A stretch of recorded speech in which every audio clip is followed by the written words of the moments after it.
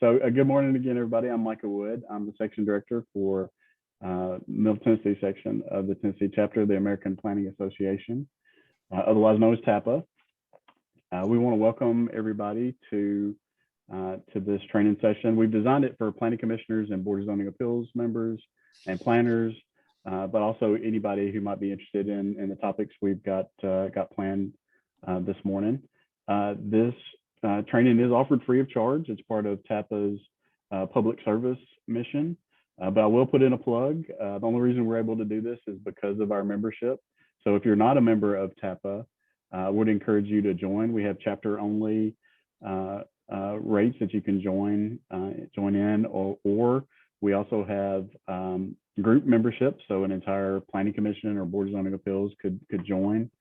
I'd hazard a guess that if you took this kind of training from another group, the amount that you would pay for an entire year of TAPA membership wouldn't even get you, the amount of training that you're going to get today. So it's a great bargain, great network of planning throughout the state, and so we'd invite you to join if you haven't already. I want to say a special thanks to our presenters today. I know they put in a lot of time and effort to make this informative and educational for all of us this morning. I know I'm really looking forward to it. I also want to say a big thank you to Andrew Orr and Ian Preston for their help in making this training happen today, and to Cameron Taylor, who's running the Zoom meeting for us. So I'll just cover a couple little housekeeping odds and ends, and then I'll get out of the way. We'll get into the main part of our day. I've already had an issue with the muting of the mic, but let's all remember to keep ourselves on mute. I know we've been doing this for a while. This will be recorded, so sometimes if everyone isn't on mute, it'll create some feedback issues and make it harder for the audience to hear. Another little housekeeping item, gotten some questions over the last week about whether we'll be issuing certificates of attendance or anything like that. We're all on the honor system here. We're not doing any certificates or anything like that. So just planning commissioners, board of zoning appeals members, if you're here for your required training, just let your planning staff know that you've attended so they can mark you off of that. Planners for AICP credit should be, we've submitted it for certified credits. So should be, if it's not on there already, it should be on the APA site, within the next few days. As I said, we will be recording this. So if you know of anyone who missed this and couldn't be here live with us today, we will have a link to it being uploaded on the website for viewing at a later date. That's all I have. Like I said, I'll keep it short, get out of the way, and I'll turn it over to Andrew, who will introduce our first speaker. Thank you, Micah. Ken Shreeve is our first speaker, and he has roughly 20 years of experience in land surveying, working throughout the Southeast. Ken works as a geospatial services manager for TWM, and he has previously worked for Gresham Smith, Fisher Arnold, and is an active member of the Middle Tennessee chapter of the Tennessee Association of Professional Surveyors, so similar to this, just for surveying professionals. Ken will discuss the essential items to be included on plats and how required contents can vary amongst jurisdictions, and he'll have a few examples of that. He'll also talk about how the profession is evolving to take advantage of changes in technology. So I'll turn it over to Ken, and thank you for participating with us this morning. Good morning, everyone. For some reason I can't hear him. So let's see. Good morning. Thank you, Andrew. As Andrew said, I'm also serve on the board with TAPS, the Tennessee Association of Professional Surveyors. So I'm the middle chapter president, as well as serving now as the vice president and conference chair for our state organization. So appreciate you guys inviting me to present today. Hopefully the information I have for you will be beneficial, and I'm really hoping you guys will have some good questions for me. This checklist item particularly could turn very dry very quickly if we just read through a bunch of checklists and go one by one down down the sheets. So I'm hoping to just kind of skim through some of that and then open it up to questions from y'all. And then also we're going to talk a little bit about innovations in surveying. So we're going to talk about how surveying has changed over the years. I myself, I look older than I actually am, but I have been doing this a little while, and I started with working in the field, collecting data on calculators and handwritten notes. And today it's just a completely different world of technology. So we're going to talk about some of that new technology and how the field of surveying and geomatics and geospatial services has evolved over the years. So For some reason I can't hear you guys. I don't understand this. Andrew, would you like to, or Micah, could you guys? If you click the microphone arrow on the side, you can select your options of which speaker you use, and if you click same as system, it should work. If he can't hear you, he didn't hear those Yeah, that's right. instructions. Yep. Type something in chat, maybe.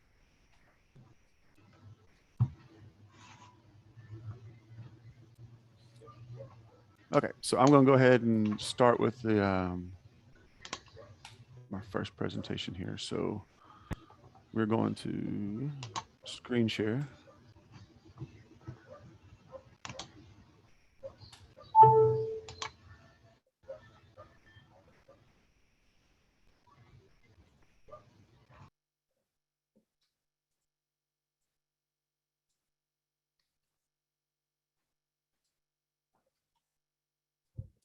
Okay, so I thought we'd start with just some simple definitions, particularly what is surveying. So Tennessee specifically defines surveying for us, meaning the service of work, the adequate performance of which involves the application of special knowledge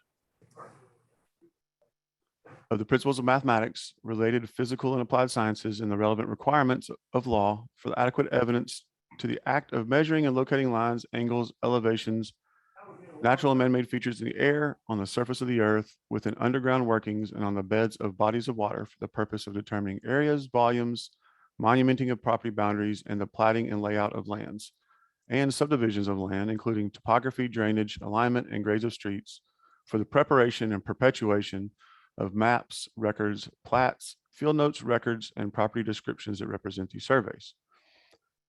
So basically, surveyors establish boundaries, but they also do measuring of various items. So later we'll talk a little bit about how surveying versus engineering versus landscape architectures and the types of things they can prepare in these processes. But first we're going to talk about specifically plats. So what is a plat? A plat, in its most basic definition, is a plan, map, or chart of a piece of land with actual or proposed features, such as lots. So a plat, the word plat can take on many different meanings depending on the area where you live and what we're referring to. In its most basic form, it's simply the survey drawing itself. And Tennessee Board of Examiners for Land Surveyors defines that survey plat as an accurate graphical representation of a finite piece of surveyed property, including pertinent and important data and information pertaining to the surveyed land. But final plat, which is what we're going to talk about mostly today, is applied to the context of subdivisions and zoning regulations, referring to a survey plat that's used to create buildable lots within the rules and regulations of local planning commissions. Plat requirements in the state of Tennessee basically say, or subdivision requirements, I should say, basically say that any property that's going to be subdivided less than 5 acres or have public utilities or infrastructure extended to it in an area where a regional or municipal planning commission exists and regulations exist must obtain the approval of that planning department to subdivide the property.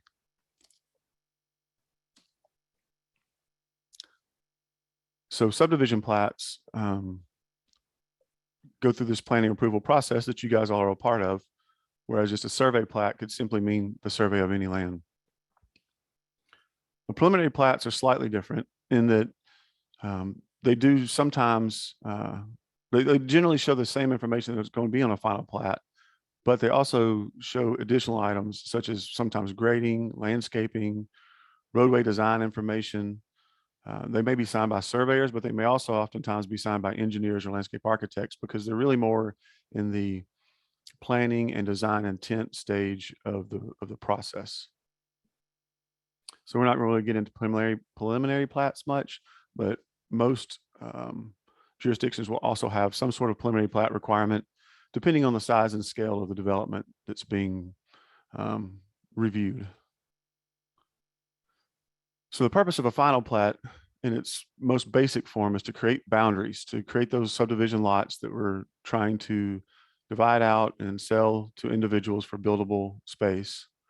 They also will dedicate easements, but many different jurisdictions have additional items that will be required, and that's part of what we're going to talk about on the final plat checklists, to show things such as dedications of right-of-ways, open spaces, green spaces, putting specific restrictions, whether that be specific site setbacks for buildings. Some jurisdictions will have even a planned development or site-specific plan that will specifically lay out in the process of the approval the exact criteria for development, such as setbacks and densities, and even placements of buildings, to the point where in one particular area of West Tennessee where I used to work, plats would include even the specific locations of the proposed buildings, so that if they decided to move a building 5 feet, they would have to go back through the platting process to show that change. So final plat checklists, they're going to vary from every jurisdiction to jurisdiction. And ideally, they're based solely on the subdivision regulations and zoning regulations, and hopefully don't have any arbitrary requirements and asking for things that really aren't necessary. But different subdivision regulations require different things. So it's actually very helpful for me as a surveyor to have a checklist. If in the absence of a checklist, we can go to subdivision regulations, which will generally have a specific list of requirements for a final plat. But the checklist just helps to summarize that, put it in a neat package so that we can make sure we're meeting those requirements. And then, it makes it more fair for a standard review across the board when we know what we're going to be compared against. And the state has minimum standards for surveyors, and some of those standards apply to platting and final plats, in that they're just general property survey requirements. But of course, they're minimum standards. So the cities, counties, even private clients, if they require or request something at a higher level of accuracy or more information, as long as it falls within our professional scope, we can always be required to do more. One of those Ken, things. can I ask a question? I'm Yeah. sorry. Is it okay to ask questions? Absolutely. Please jump in, Amy. Those minimum standards, where could like a planner find those? If we were trying to look at our checklist to make sure we're covering at least the minimums, Sure. is that easy to find? Let's see. So the Tennessee Board of Examiners for land surveyors, I just honestly, every time I go there, I have a link, but it's easier just to type Tennessee Land Surveyors, and the first result will always be this page. And you can go here. There's frequently asked questions. There's rules and laws right here. And if you go to laws, it's going to just take you to the Tennessee code. Then you'll have to go hunt that down. But if you go to rules, there'll be a link to download the specific standards and practice from the State Board of Examiners. Perfect. Thank you. Absolutely. And just for your information, section number 3, this is the primary area that will have those specific rules. In fact, I had Thought about trying to incorporate this into my slideshow, but felt it was so detailed and long, it wouldn't help a lot with that. So, but if you'd like, I'd be glad to, we can scroll through here real quick and I'll show you, we've got accuracies here. This was actually one of the slides I had was talking about accuracies. So in Tennessee, we've got basically 3 levels of accuracy for land surveyors for boundary. Category 1, 2, and 3. Category 1 being the most accurate. 1 in 10,000 closure. I'll be honest, one of the most confusing things that happens on subdivision plats and surveys in general is surveyors reference to this error of closure. It's better than 1 in 10,000. So should not exceed 1 in 10,000. So if you think about 1 in 10,000 is a fraction, so 1 in 5,000 is actually greater or larger. And so oftentimes they'll say it's the accuracy is less than 1 in 10,000. Well, that actually doesn't meet the standard because it should be greater, or I'm sorry, it should be, they'll say greater than 1 in 10,000, meaning they're better than 1 in 10,000, but it actually should be less than 1 in 10,000 because 1 in 20,000 is what you're shooting for, which is going to be more accurate.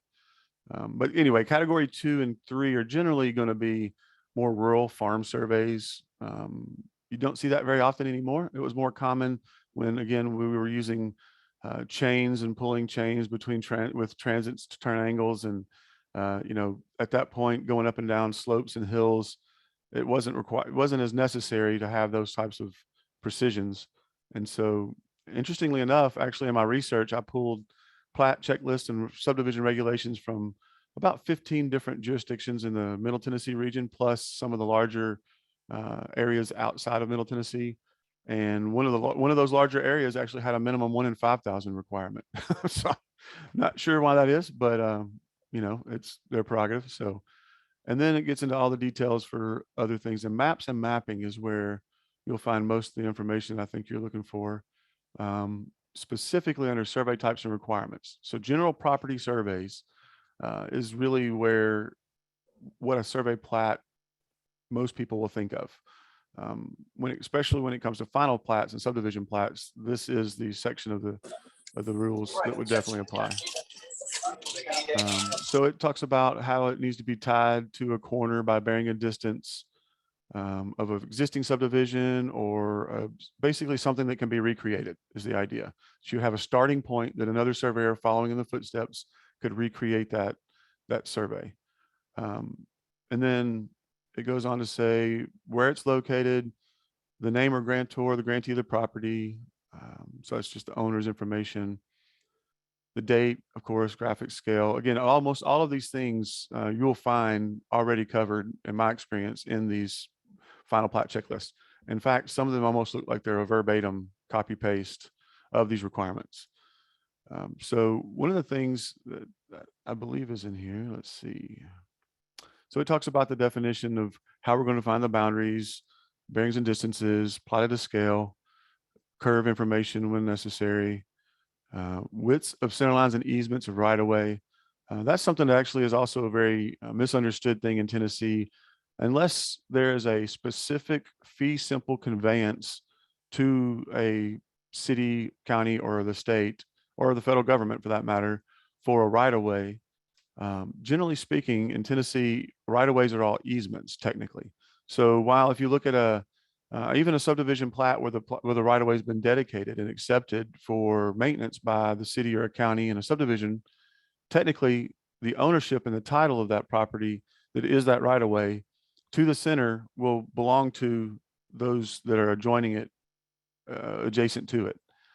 That's why when you have an abandonment of a right-of-way, generally everyone gets to the center of the right-of-way proportional to their frontage on that road.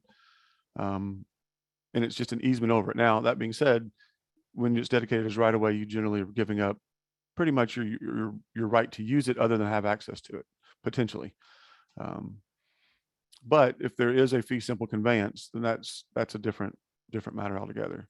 And the right of way widths and how to show them and whether to show it as existing when a deed goes to the center of the line, which is not a common practice in some parts of the state, but in the part where I live, the county I do most of my surveying, it's very common that a deed goes to the center line of the road, even though we know there's a county road there or public road there. Monumentation requirements. So in Tennessee, the state mandates at a minimum that we set a 1/2 inch by 18 inch long iron rod with a cap with the surveyor's information stamped on it. It could be their license number, it could be their company. It just has to have some kind of indication of who prepared the survey or who did that, who placed that corner. And of course, there's going to be times you can't set an iron pin, whether it's here in Middle Tennessee, we hit rock, or maybe it's in a sidewalk. And so at that point, it's just whatever is required to properly monument. And then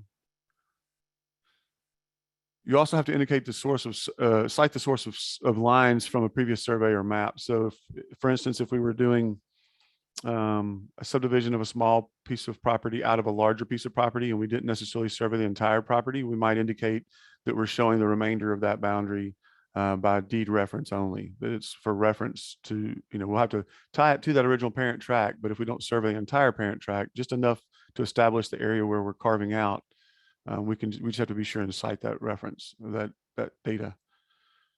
And that's pretty much it. There's not a lot there to it other than some of those basics, which is again why it seems that there's a lot of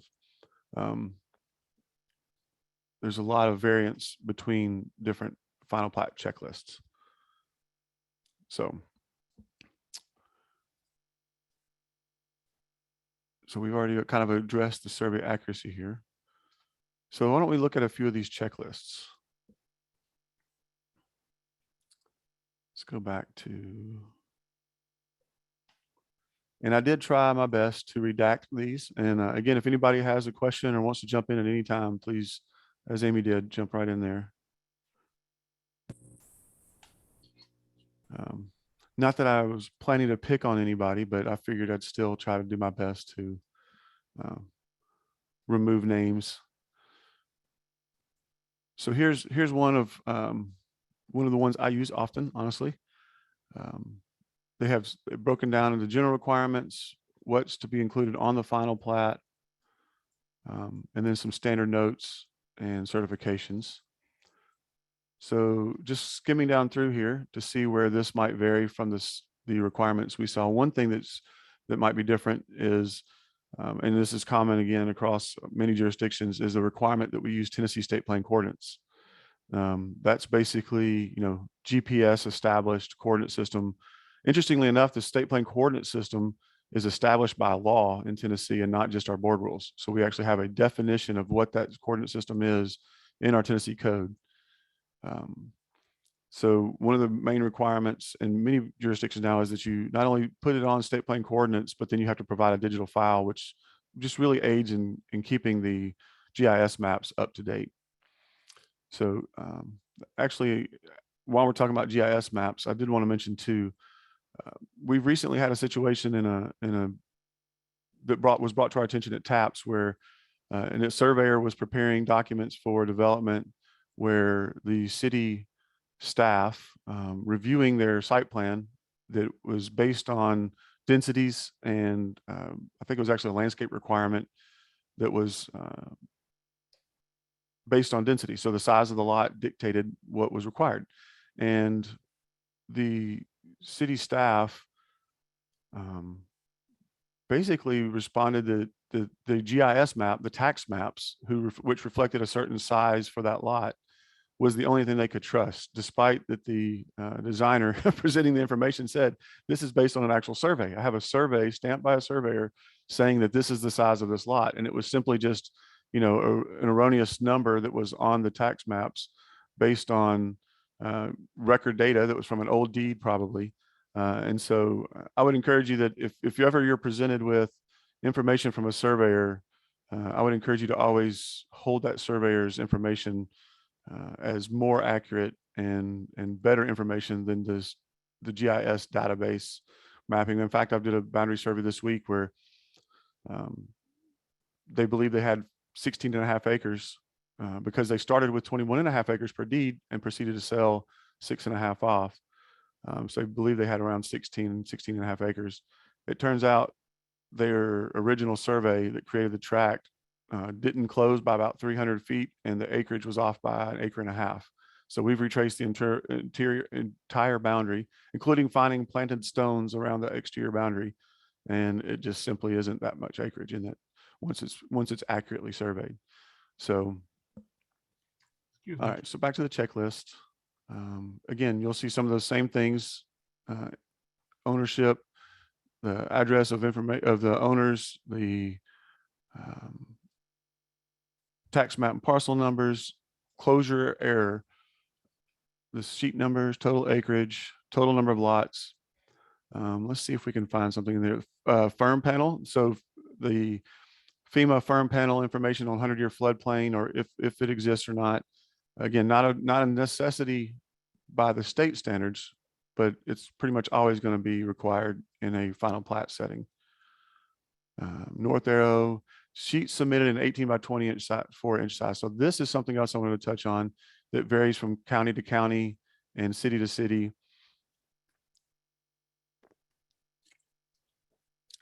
At one point, or even still in some counties, plats came in and they were put in a physical book. They were either bound the original into a book or slid into some sort of page holder. And so this is what we had here in our county, the county I'm in now. At one time, that was the case. It was a physical book. So it dictated the size of the plat. Well, now that everything's pretty much scanned in digitally, those sizes can change. So I've had experience in certain cities where even though the county, let's say, can scan up to a 24-inch by 36-inch drawing, they still limit the size of the plats to 18 by 24 because they actually keep a copy of the record plat in their office as well. And so they have a bound book that limits that size. But most have gone now to basically whatever size the county register of deeds will allow, that's the size, up to that size will be allowed by the city or county. So if that's something that hasn't been updated, I would encourage you guys to consider looking at those regulations in your area. So scale, again, scale is just really going to be whatever is required so that it's legible and clear. However, there are times like in our county where certain things are involved with septic, for instance, where we have very specific requirements to be at an exact 100 scale because other documents that are compared to those plats are required to be at 100 scale. So that's not a very common one that it's a specific scale requirement other than maybe a maximum or minimum scale like this. Overlay areas, zoning areas, buffers. So the chart for lot planning, again, this is something that you wouldn't typically see on a general property survey, but in this case, it is occasionally required in certain cities. Open spaces, coordinate system, monumentation. So the improvements, again, varies from city to city. Some jurisdictions require that basically it's a complete as-built conditions. You're going to see every improvement that's on the property on the final plat. But however, I've worked in other areas where they basically only want to see those things relevant to the boundary or any specific easements. So they don't really care where curb lines are and parking areas are unless it's related to a parking easement. Utilities, of course, are critical because those often do tie into not only easements, but also bond amounts. If you have proposed water and sewer being, let's say water and sewer lines being extended, then they'll require as part of the platting process, not only dedication of easements, but bonding if they're not completed before the final plat records. And those will all be referenced on the plat. And then they have information like the purpose of the plat, void and vacating. Again, void and vacate process, totally different in different jurisdictions. Some cities and counties, if you record a new plat, they want the entirety of the previous plat abandoned and voided. And in this new plat, either reestablishing those things that are remaining and anything new, or there's other jurisdictions that will require that you just only revise that what's new. So for instance, one of our local areas, if you have an existing easement that you want to abandon, it can't just be simply done by plat. Some allow the plat to be the abandonment of the easement. Others require action by other entities. Like I'll just say here in Nashville, for instance, you've got to go through the council action. It can't just be a planning commission action to abandon an easement. It's got to go through council approval. So you've got multiple steps to be able to do that. And I'm And seeing, can I ask you a question about Yes, that? yes. Do you have an opinion on which way is better I or, personally would love yeah. to see a clean slate, because Okay. that's one thing that's complicated, especially when we're doing like out to surveys for title for commercial development. And that comes up and the title says all items shown on the plats of record in, and it lists 5 plats because that it's been revised many times, but not abandoned. It's just been a revision to the previous plat without a void vacate note. And so you literally have to address each and every plat and anything that might still remain from the previous. Now, generally in the jurisdictions that do that, where they only revise the parts that are needed, they will, show those abandonments or have information that it was abandoned under this ordinance, so that you can see that it's going away. But it's still, to me, it kind of muddies the waters to have multiple references to those, all of those plats. Whereas if you just void vacate the entirety of this lot or these lots on this previous plat to create a new plat, well, that essentially makes the last one go away. Now, you're still going to show up in title. So when the title searchers have it, find it, you're going to have to come up and we're going to have to address it on our survey and say, this has been void and vacated, doesn't no longer affect. So Yeah. But in terms of like, if one lot changes in a subdivision, do you think it's better to void and vacate the whole section and make them do a whole new plat, I or see you what think you're it's saying. okay to Oh just yeah, do no, I one definitely lot? would just address the lot involved. You can be very Okay. specific, so that although they're all, and sometimes the void vacate notes are even go a little further into say, all matters other than those shown here on to be revised or abandoned remain in effect. So it's clear, very clear that you're only. I mean, and I think if you reference to the plat and say the right of way is shown here, the easements is shown there, and these specific lots are being abandoned or void and vacated, I think it cleans that up This pretty is well. Ty. You got a few questions in Yeah. chat. I was just noticing that. So I think someone's already replied that Michael will get the email out with the link to the code. How accurate is the GPS system used? That's a great question, and it is very dependent upon what system you're using, what methodology you're utilizing.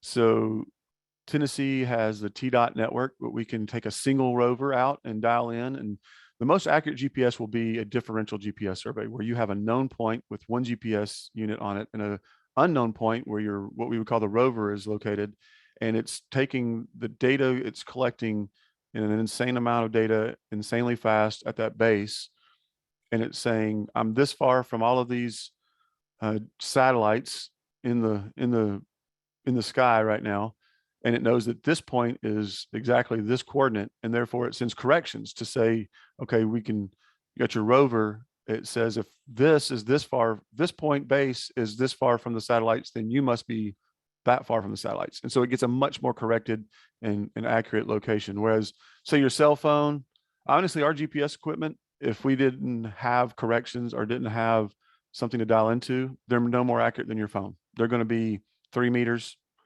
roughly. But then at the point where you get those corrections, it can dial it into under an inch, and possibly even under a centimeter with some other post-processing. So all that to say, the accuracy is all dependent upon the methodology and the systems. We can work in a network setting where we can get pretty consistent, repeatable inch or less horizontal location, an 1.5 to 2 inch or better vertical location, just on the fly with a one single rover dial into a network. When we set up our base on a known point and do corrections real-time RTK on the site, it's even better than that. Now, it's still not going to be as accurate as if we're doing that conventionally with a robotic total station or conventional surveying, and that'll get a much more accurate horizontal and vertical. And then if you even need more vertical accuracy than that, then you're talking leveling surveys. And we're going to hopefully here in a minute, I'm going to jump into my presentation on the technologies, and you're going to see now we have aerial LiDAR, aerial photogrammetry, mobile LiDAR, terrestrial scanners that we can get sub-centimeter accuracies with. All right, category 4 designation in relationship to the other categories. That was on the standards, I believe.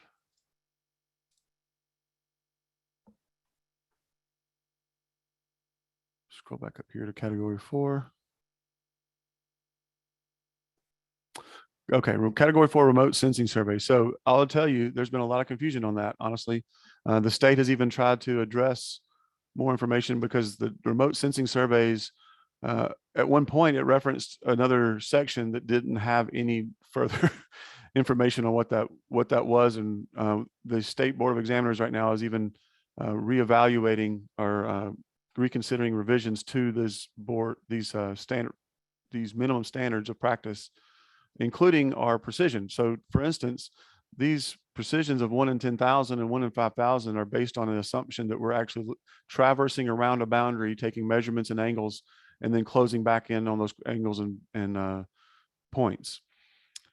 That's generally, that's not how we're doing it all the time these days. We now are more often using a least squares network adjustment where it's based on redundancy of measurement to multiple measurements on the same points.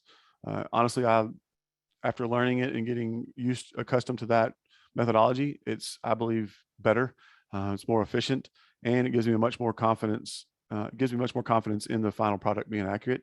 And again, referring to the ALTA survey standards, which is the American Land Title Association, the ALTA NSPS survey requirements actually don't even address this. They require a least squares network adjustment, but our state standards require a traverse adjustment precision. So they kind of conflict with each other.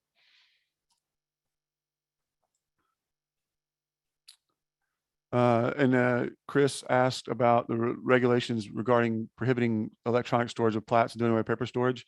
I don't know of any regulations that would prohibit that. In fact,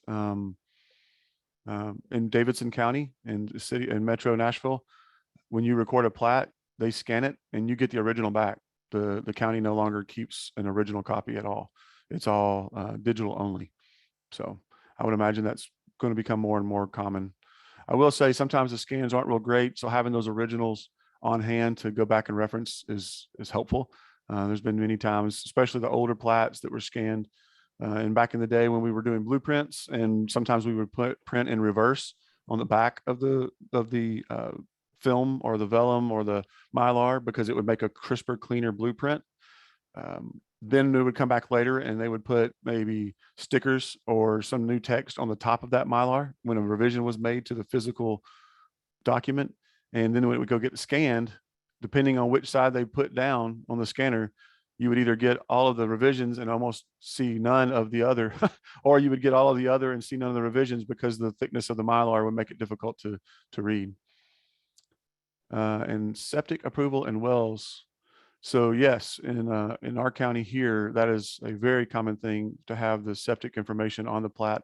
I'll be honest, it's kind of unique in my experience in our county over others.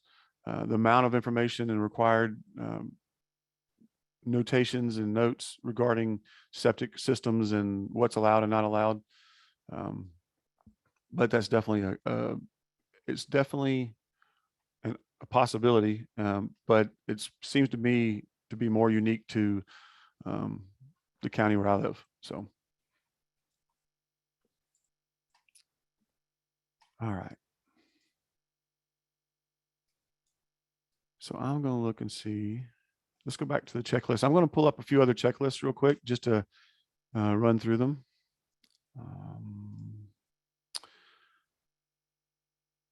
See if I can find.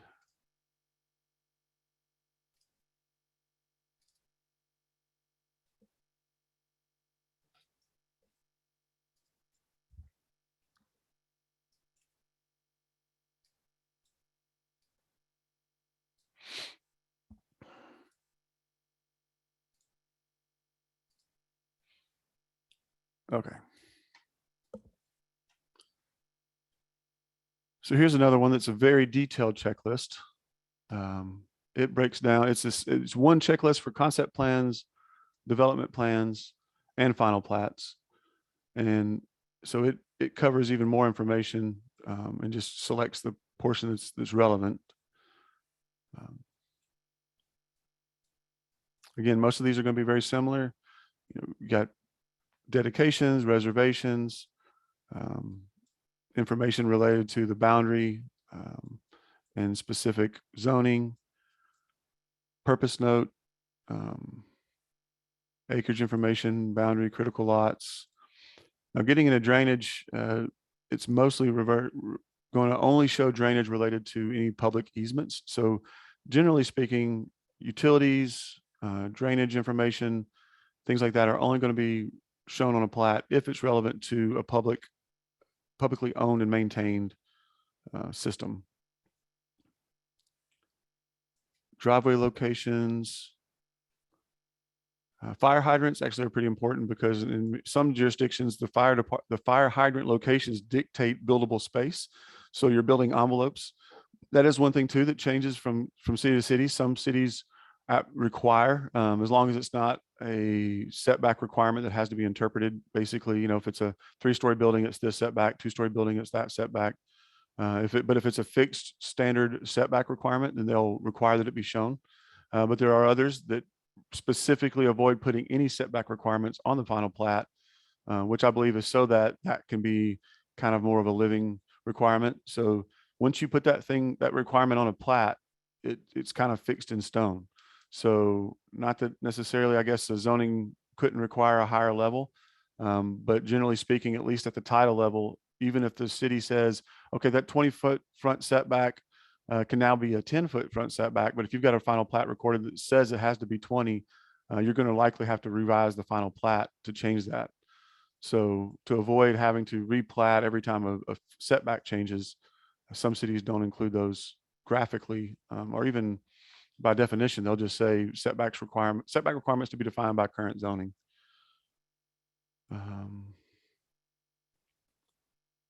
Setbacks. See, here's one that says do not show setbacks unless proposing an encroachment into a building setback. So this is one of those that doesn't want them physically shown. Sidewalk locations, and then street design information. It's mostly going to be related to design criteria here, not necessarily what has to be shown.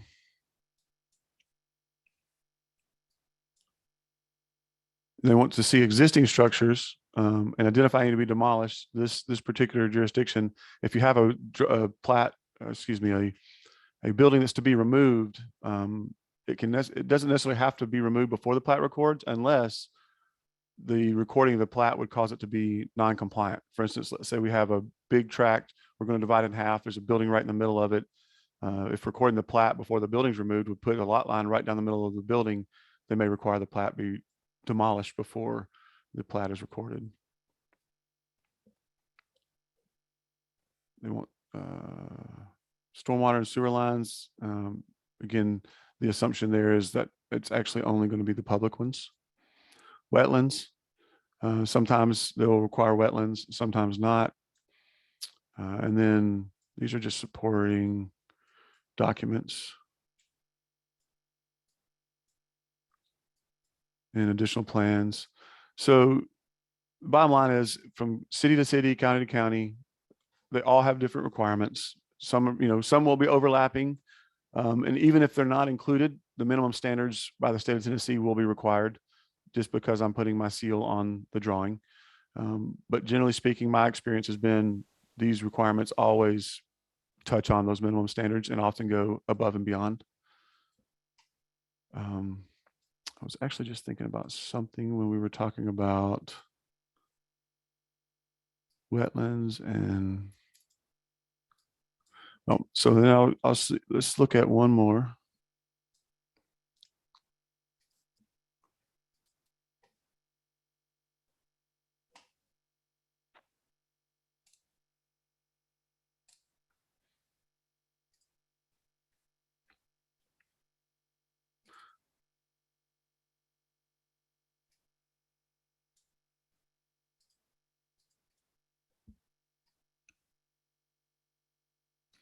So here's an example of one that's a much more simplified one.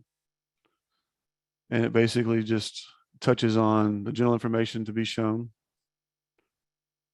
copy of the deed, and then they wanted to know the owner's information, bearings and distances on the boundaries, buffer and easement information,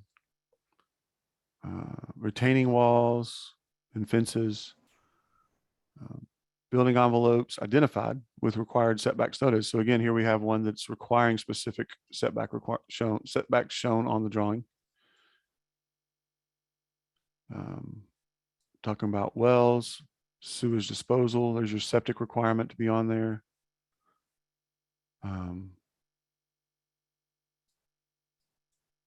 And some of these are just requirements of information to be submitted. So another thing that's interesting that's different from one jurisdiction to another is what's required to be completed prior to even submitting and starting the process. I know I was involved in many large residential and mixed use developments in this area back in the late 90s and early 2000s. And at that time, it was pretty common practice that the developer, we would do construction plans with the final plat at the same time, get everything approved together. And then in an effort to start selling lots as soon as possible, developers were commonly bonding a lot of the construction. They would go ahead and put performance bonds in place, but basically makes an assurance that if the developer folds and walks away, the city can pull those bonds and then have the money to pay someone else to go and finish constructing that subdivision. So the plats will get recorded. They would literally be building the roads and putting the infrastructure in while also simultaneously selling subdivision lots off to builders or to homeowners. And that was a pretty common practice. Today, it's a lot less common. I think one is maybe just the cost of things. It's a lot more expensive to get your money tied up into those bonds. And so it's better to just build as much as you can before you record the plat. So there's less bonds required. But there's actually certain jurisdictions that require things to be built. So there's one place locally where I work where they actually have to have the binder coat of the asphalt down and the sewer lines in place, the roads in place before you can even submit the final plat for review. Honestly, one of the biggest challenges I've seen with that process, where when you have the engineering and the surveying separated, is that oftentimes the engineering design plans may not always catch or take into account some of the things a surveyor would think about, like exact alignments of boundaries and placements of easements and tangencies on the roadways and the right of ways. And so it'll get to the point where it's actually being built, drainage structures are going in, and then we go to do a final plat and they realize, oh, we need an additional easement over here, or this road's not quite square to the, this property line's not quite square to the road where we'd like it to be. And when you start trying to make adjustments at that later stage, it's almost too late because so much of the infrastructure is in. So that's where I think collaboration and coordination between the platting surveyor and the engineers is very important.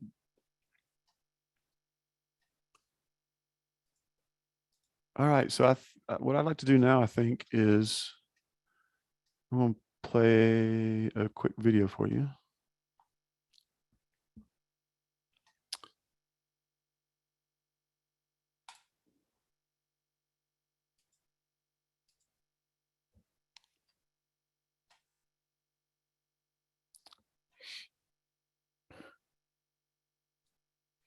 So this is where I would like to talk a little bit about the innovations in surveying and some of the technology and development. So, let me see.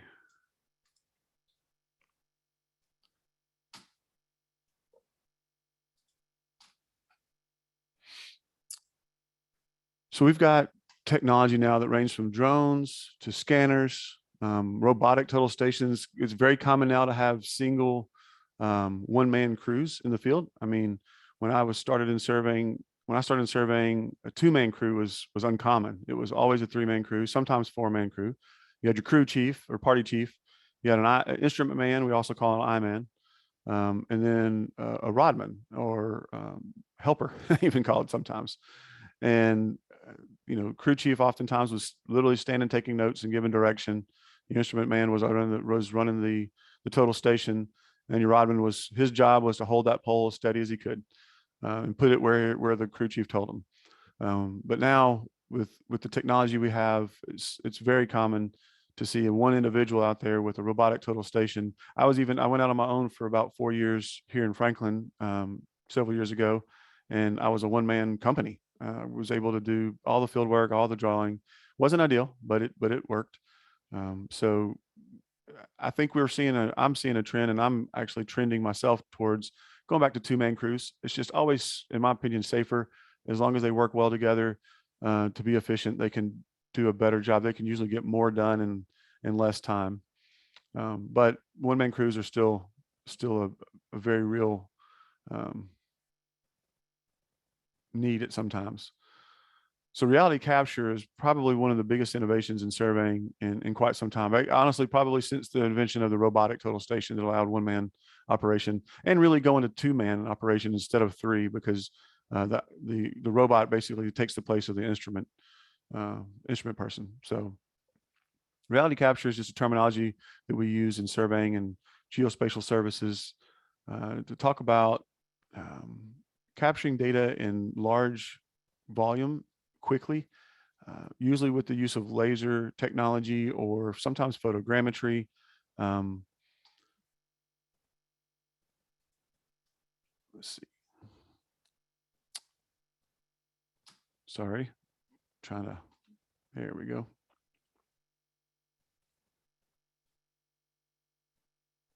So sometimes it's photogrammetry, sometimes it's aerial LiDAR, sometimes it's scanning, it's terrestrial scanning. It can even be handheld devices that you can use. We'll see some of those here in a minute in action. So I'm gonna play a quick video. Unfortunately, I was not able to get the sound going. So if you guys would just imagine a really cool rock music in the background.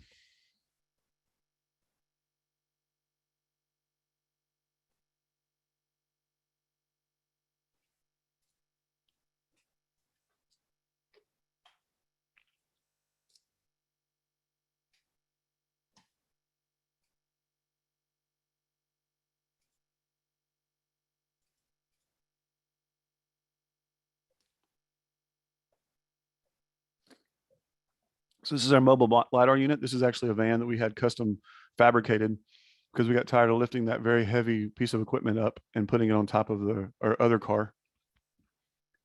We can drive, and it's capturing that data almost as fast as it's showing the drive there. Pretty much, if you can drive it up to even interstate speeds, we can capture data at millions of points a second in that while that vehicle is moving.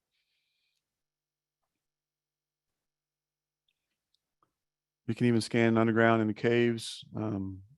No lights required when you're running LiDAR.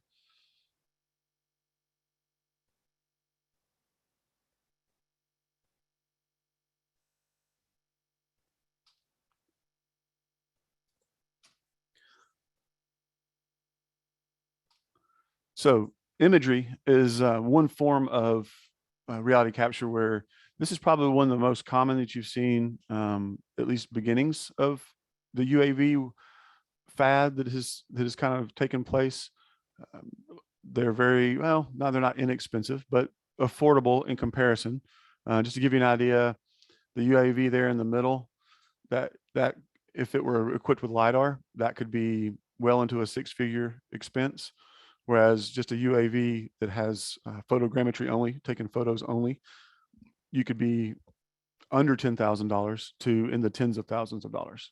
So when you go to LiDAR, it greatly increases that expense, not only in the quality of the drone required to fly it, but also the capturing equipment itself.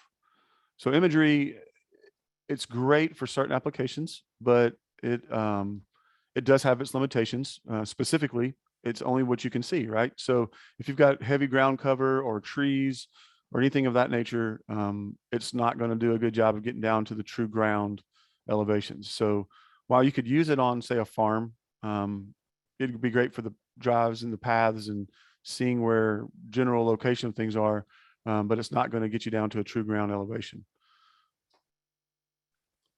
Another type is structured light. So structured light is a little different. We don't see it too often in surveying. We actually do have a device that looks like the one there on the left. It's a handheld device with what's like similar to an iPad. And the top of it looks very similar to the item that's there in the top left around 10, 11 o'clock in that circle. And what we'll use that sometimes for is we do scans oftentimes in refineries and industrial settings. And some of those refineries, we're scanning, vessels that are 200 and 300 feet tall, and we'll get to the top and they'll want some detail on a specific area. And we can take that handheld scanner and do a detailed scan around there, tying it back into the remainder of our other information, just to add some detail where necessary, but it's not accessible or reasonable to get a more high definition scanner into the area. And it's also very similar. So structured light, it's basically light reflects differently and bends based on its how it interacts with surfaces. And so what it does is it sends light to that surface and then captures that variation in the reflection to help essentially measure distances and items to build a 3D model of it. And if you guys have any of you guys have iPhones, I think it's iPhone maybe 11 and later has LiDAR technology. 13's amped it up even more. You can actually get scanning applications where it will use the LiDAR, the same technology it uses to recognize your face, you can use to scan a room or scan an object. It's going to be very rudimentary, not going to look like these point clouds that we're looking at here, but it's actually kind of impressive just how much information it will capture.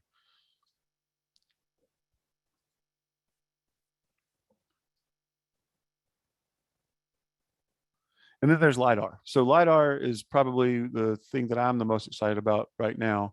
It can vary from the handheld device that you see there in the lower right corner to the mobile mounted units, even backpacks, robots. They have one now that they've just debuted at a recent conference that is mounted similar to the one on the robot, but it's on basically a robotic dog. Very impressive technology. This thing can walk, can go up and down stairs. It's very cool. So you can sit it into places and areas that might not be safe otherwise for people to go. And that's honestly part of the reason that this is such an incredible technology that we're excited about. It reduces return visits because you can capture so much data. It's very frustrating when a surveyor goes out and comes back with information and I have to go back out myself or send someone back out to get one little thing that we forgot to get. Well, when you've got this much data captured, there's very few return trips. The accuracy levels, again, can be much higher than if just standard surveying equipment, especially than the GPS. But it's not always necessary. So part of it is deciding and being sure to choose the right tool for the job. For instance, we're not going to deploy our giant, very expensive mobile LiDAR unit to go do a lot survey. But to be honest, we've done several recent boundary topos for site plans for, say, pool additions. I would imagine all of you guys are in areas right now that pool surveys and pool site plans are just prolific. It's amazing how many people are building pools right now. And we've actually used the scanners. We go out and scan the site and bring it in and use that to develop the site plan and topo. So the end product looks very similar to what we would have always produced, but the data that we use to capture information to create that is done differently through these scanners. And then one of the biggest things for me is, traffic and roadway surveys. To be able to drive through an intersection or set up our terrestrial scanner on the corners of an intersection and capture data, it's just so much inherently safer than if we were to just try to have to stop traffic, or heaven forbid we don't stop traffic, but we just try to, play Frogger with the traffic to get the information necessary. It's never fun. It's always dangerous. I actually spent 10 years in volunteer fire and working in EMS as well. And roadsides are just not a safe place to be in general. So anytime we can get our guys and gals out of those areas by using some of these technologies and tools, it's always better. So again, technology limitations, it's always about trying to choose the right tool for the job. I will say there's been times recently where we've encountered hesitation or reservations about using, for instance, aerial topography for design purposes. And it really does depend on what it is and how it was captured. I mean, if you're using USGS maps, or you're using GIS data from a county website, or even the state now has really great LiDAR data out there that was high flown LiDAR, but it's actually pretty dang good. We use it for planning purposes often, and in doing so, when we physically check it later, I mean, I'll be honest, it's better than half a foot. Most places better than a couple inches in vertical, but it's not going to catch every little nook and cranny and changes in things, and it's going to be limited to the time it was captured, which could be 2, 3, 4 years ago. So, current and accurate information is necessary for design, especially when you're getting into utilities and tying in roadways. That being said, just because maybe there's been bad experiences with aerial data, general terminology there, aerial data being used for design and it not going well, it really is oftentimes, unfortunately, related to maybe they use photogrammetry instead of LiDAR, and so they didn't get a good ground return.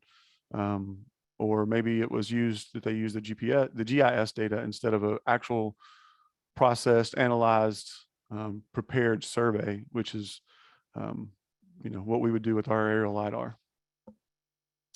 So we can produce point clouds. These are some examples of some of those refineries and some intersection surveys. This is great for ADA surveys because of the accuracy we can, and the millions of points. We don't have to worry as much about, did we get enough shots on that ramp to really see if it's meeting the criteria or not.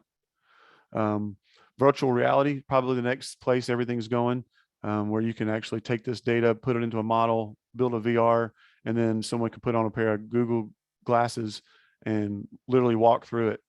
And I think this is going to be a very important thing for you guys possibly in the near future as technology allows, where developers can build these models and show what they're planning to do in a virtual way that would greatly help to see how that design might impact the say the view of the area, or how it's going to impact the roadways. And this is an example of a free viewer that can be used to view some of this information. We can give it where you can go into a 360 photo, or you can view the point cloud. And the point clouds aren't natively colored. They're actually black and white, or just simply colorized by intensity, which is the reflectivity of the item that it's hitting, which we oftentimes will use to distinguish between types of surfaces and such. But the colorized point cloud usually will be because we take a photo. It will take photos while it's capturing the point cloud data, the measurements, and then it can colorize those points based on those photos overlaid, and it makes it look a lot more realistic and make more sense often. I'm not leaving. No. There's even mobile apps you can use to view some of these. So I had some examples, data sets I thought about pulling up, but we've got just a few minutes left. So I thought I'd open it up again to see if anybody has any more questions about checklists or plats or any of the technology we just discussed.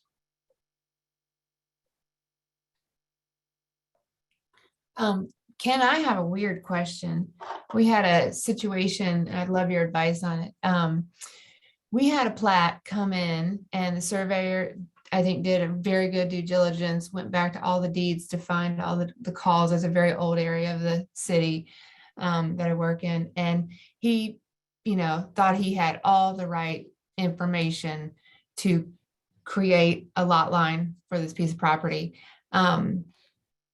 Then he and the county got contacted by the adjacent property owner and said, hey, you just surveyed some of my land I own, and found a deed that referenced some land.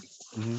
And so I think the situation is the county has now created a parcel for that land, but we have a plat that shows it in this. I mean, the plat got recorded and everything. Mm-hmm. So how do we go about fixing that? That's a great question. It sounds like, based on that description, title attorneys will have to get involved. So that's one thing I did want to mention. Surveyors, for well, since we began surveying, we're known as expert measurers. And still to this day, many surveyors, that's what they tout, that a surveyor is an expert measurer. And while that's maybe true, I mean, as you just saw, the technology can measure way better than we can. Some of that technology is literally in your pocket right now. So, you know, if we hang our hats on being expert measurers only, over time, we're going to be not necessary. So when it comes to boundaries, the creation and analysis of those boundaries, that's where surveyors, I believe, have some room to step up a little bit and own that is what we are responsible for. However, that being said, as much as I love to have those conversations and debate back and forth with my fellow surveyors over you know, what do we do and what is our responsibility?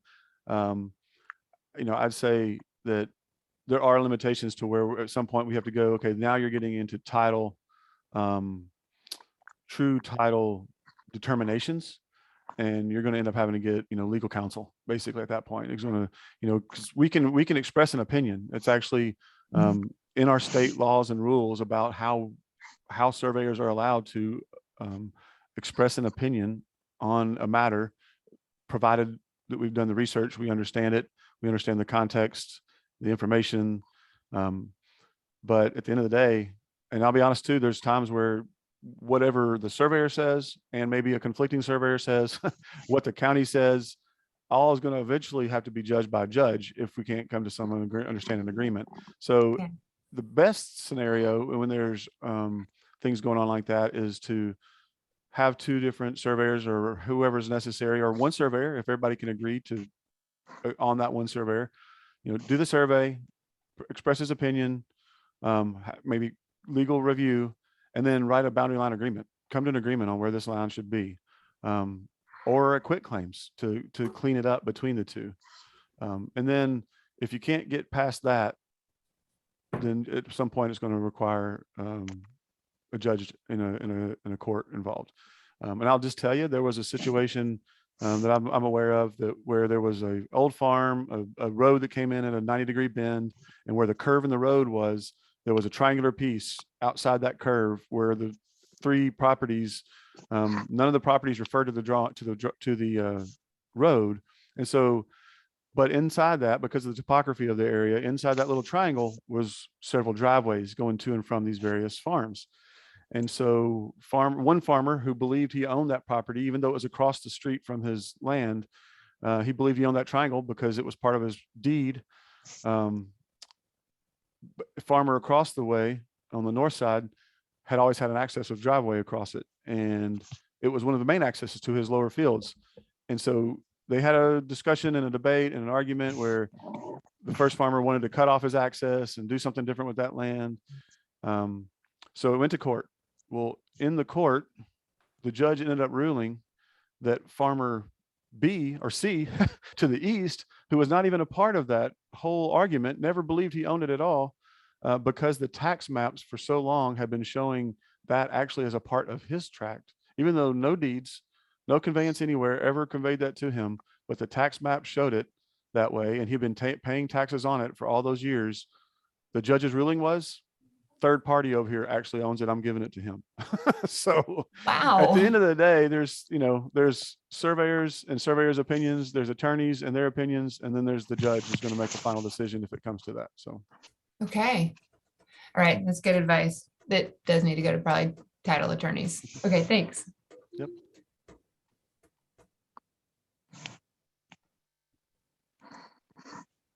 Hey, Ken, this is Cameron. I've got a question here from a planning commissioner. Okay.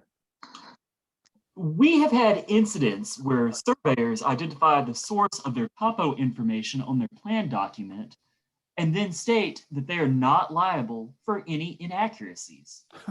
How does that not sort of noting square with the standard of care a surveyor might owe to their clients? Okay, that's a good question. Not seeing all of it, I don't want to throw anybody under the bus, but I will say I would think that, you know, to the level of precision, it really, to me, a statement like that should be more specific to say that it's, you know, this is being certified to a certain level of precision, and beyond that, I'm not liable. If I was guessing, I'm guessing that might be one of those situations where the topo actually wasn't field run topo. It maybe was pulled from another source. And so if they were adequately citing that source and maybe basically deflecting that responsibility and liability of its accuracy to that source. So for instance, Tennessee 3D EP is the LiDAR data I was talking about that TDOT in conjunction with this another state agency, I think it was, went together to fly basically the whole state. And that data is free to download, to use by anybody that's able to. And we use it often for general planning purposes. It's great, especially in the hills of Middle Tennessee where we're located. If I was going to use that data on my drawing, I would cite that the source of that data was from the Tennessee 3D EP, and basically say that it has not been field verified. Basically I would disclaim a lot of my liability for that data if I didn't capture it myself. So that being said, I don't know if that's the situation here or not, but I would think that if the surveyor actually did a topo, they whether they put on there they're not liable for it or not, to some degree, I would agree they're likely going to be responsible for at least to the state minimum standard of care.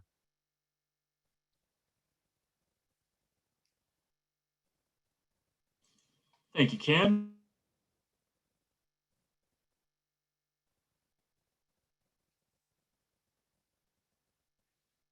Any other questions or comments or thoughts?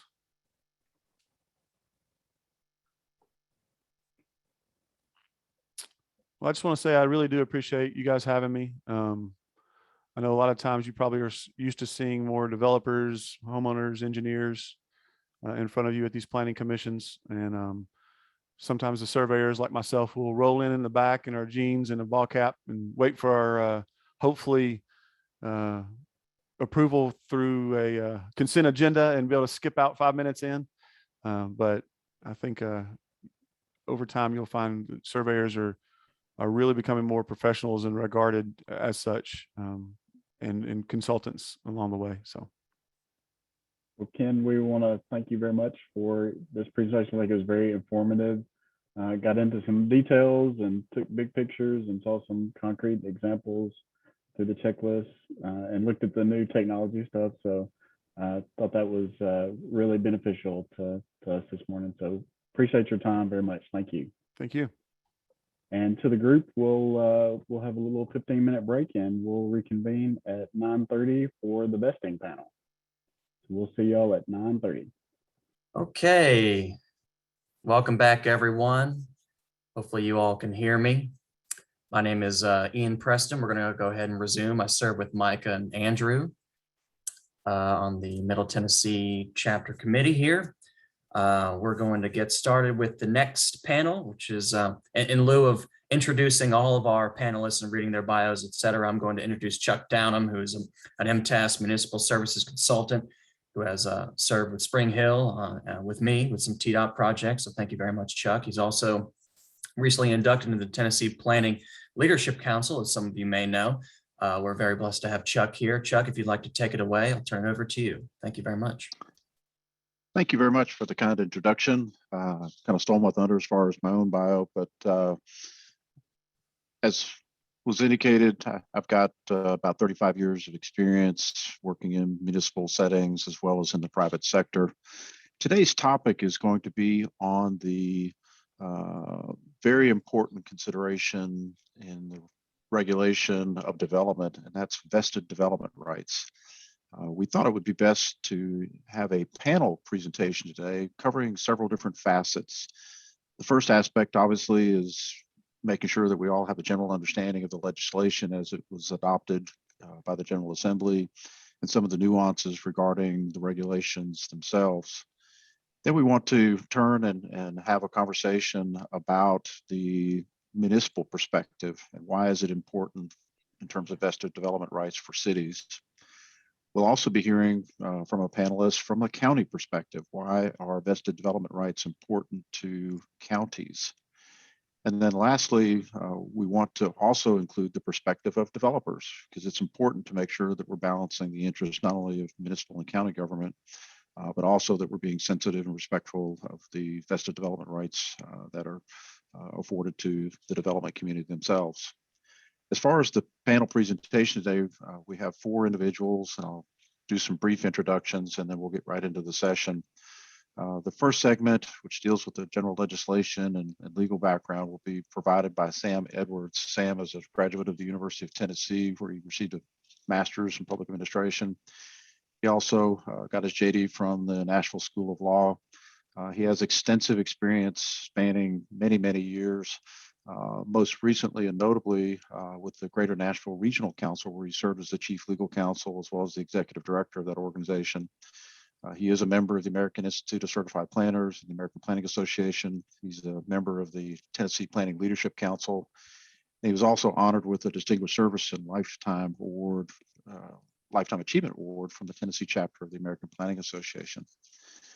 We also have Vernon Gerth, who will be presenting the municipal perspective on this. Vernon serves the city of Franklin as the Assistant City Administrator for Community and Economic Development. He has over 46 years of community and economic development experience, both in the public and private sector.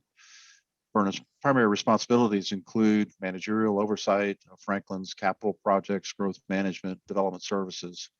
He provides direct support to the city administrator and the planning and sustainability, engineering and building and neighborhood services departments. The segment dealing with the county perspective is going to be provided by Doug Demosi.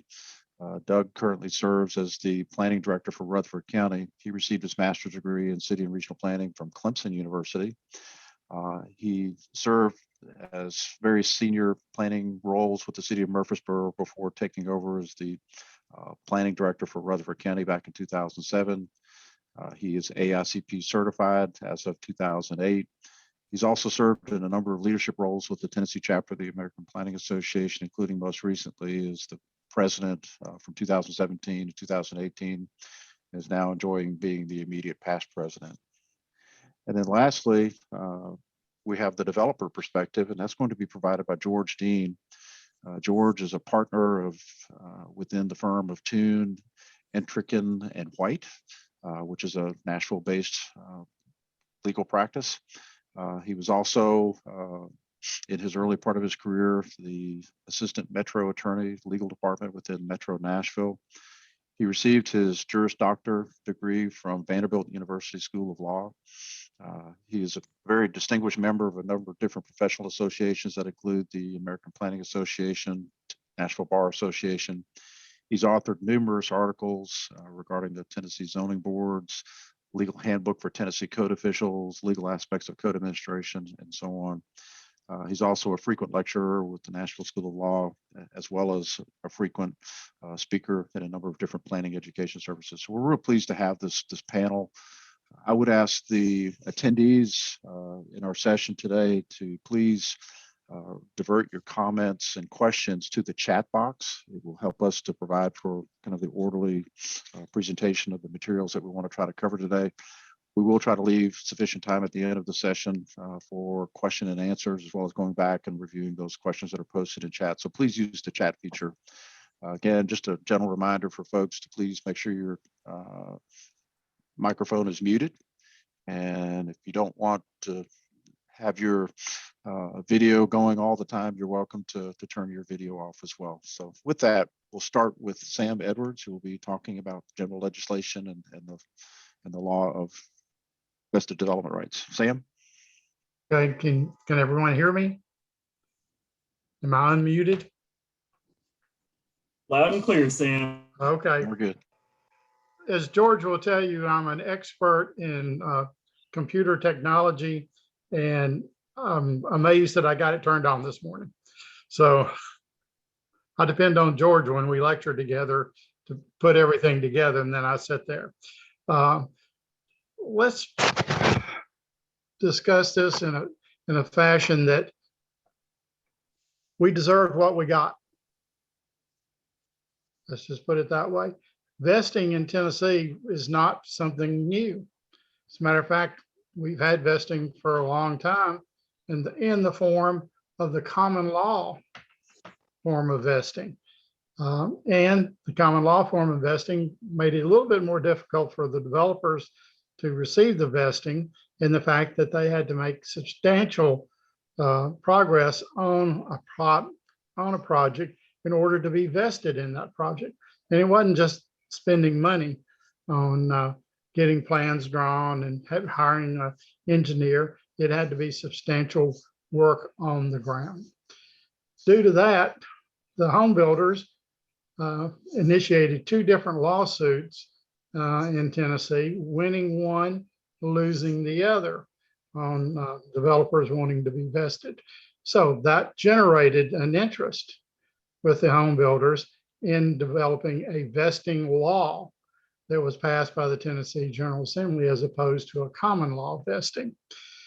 I got involved with that because I talked to the home builders and I talked about this a little bit, and I volunteered to write the first version of this vesting law, which I did. And I based it totally on subdivision regulations, nothing but subdivision regulations. I presented that to the home builders and they didn't like it.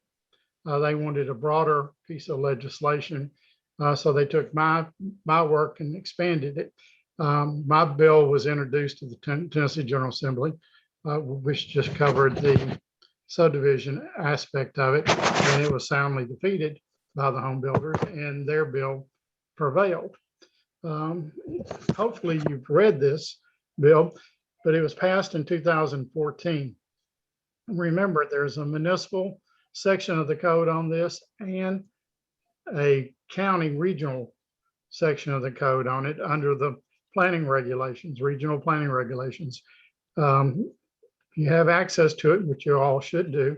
13.3-413 is the regional section, and the municipal section is 13-4-310. They're basically word for word the same sections. So, you know, if you read one, you read both of them. But as far as the vesting law is concerned, you look at 13, I'm going to read from 13.3-413. The first section is, you know, don't worry about it too much. That just says planning commissions have power. That was not part of the vesting bill. The vesting bill started on B. And it says that vesting is established by the adoption or approval of a preliminary, in a case where the preliminary is not necessary, a final development plan, and a building permit. So those 3 things will establish what a developer has to be vested with. So, you know, if you get a building permit, you're vested under the law on that.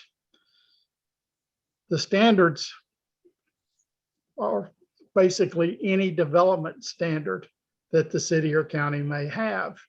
And that's what's vested, any type of development standard.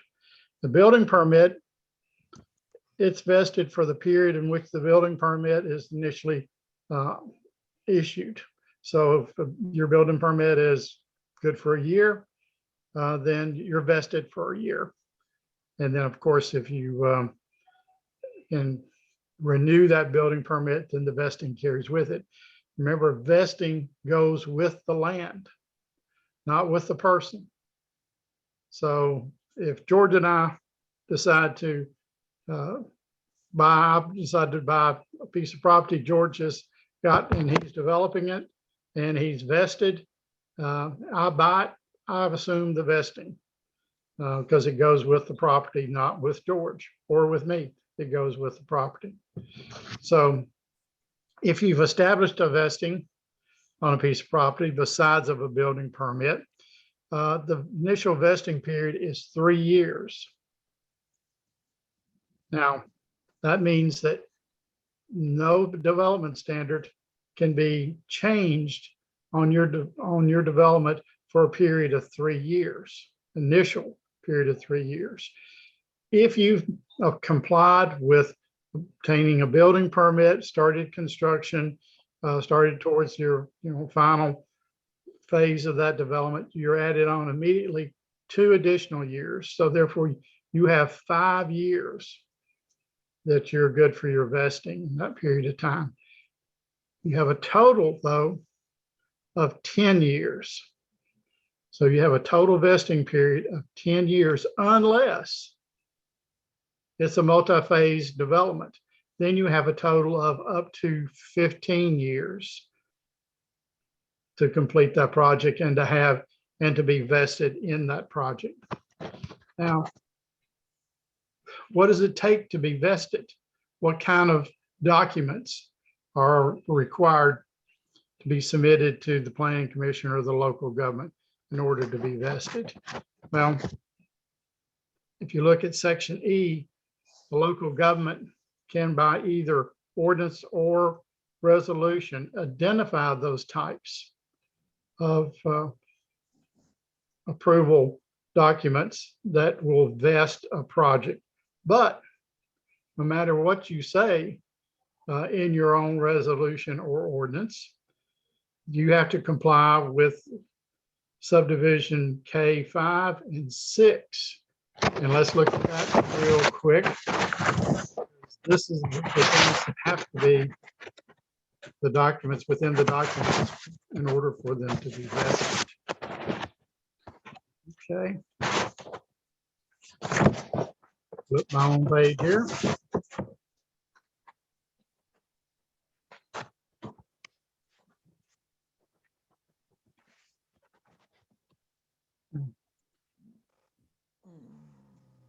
Under 5, K5, a final development plan. Now remember, you have a preliminary development plan, and if your project doesn't need a preliminary, then you have a final development plan. A final development plan is submitted to the city or the county, describing with reasonable certainty the types and intensity of uses for the parcel of property. And these are the things they list as examples of what a final development plan can be. A plan unit development, a subdivision plat, a general development plan. They don't define what that is. A subdivision infrastructure construction plan, a final engineered site plan, or any other land use approved designations as may be utilized by the local government. So that's kind of wide open. You're supposed to also have examples in there that they show significant topographic and other natural features of the site, proposed building sites, et cetera, et cetera. It says also neither a sketch plan or any other document which fails to describe with reasonable certainty the type of use or intensity and the ability to be served with essential utilities and road infrastructure for a specific parcel or a property may constitute a final development plan. So, a sketch plan is not to be considered that as a final development plan. A preliminary plan, basically, again, as we're talking about the multi-phase type developments, and examples of that are, that have to be shown as proposed land use density, intensity, public utilities, road networks, et cetera. So it's kind of wide open. So anything that comes before your planning commission that seeks an approval process, no matter what you call it, if it has those elements in it, then that document will cause a vesting to occur. And then you will be able to say, in essence, those regulations in which you adopted as of that date of the vesting stay with that project throughout. So even though you may change your subdivision regulations, it does not affect that particular development. So that's fairly simple. You just keep up with the date of the development and what you had adopted at that point in time. But no, it's not quite that simple. Vesting also means you vest zoning. So if you have a piece of property and you've got it vested, the zoning that was on that property at the time of vesting stays with that property through the vesting period. So I have noted a couple of times lately in the paper where city councils, not only in Nashville, but other places, don't want to just pick on Nashville, have tried to rezone a piece of property because the neighbors don't like what's going on there. They don't like the landfill or the development that's proposed or the density that's to be used. So they approach their city councilman or county commissioner and try to have that property rezoned to stop that intensity of development or that type of development. Using the vesting law, once that property is vested in any form, site plan has been approved,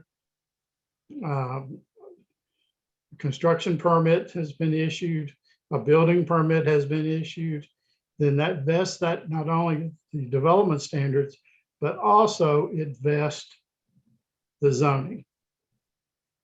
So, that's a pretty heavy tool that I don't know that a lot of people really thought about.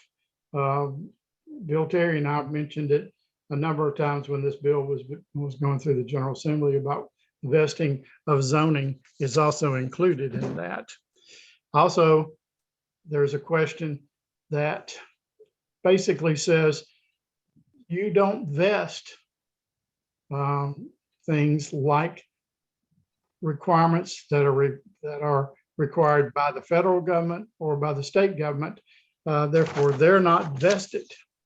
Now, there's also a section that talks about whether or not a construction code is vesting, and it refers to the state building code and says basically, you're not vested there.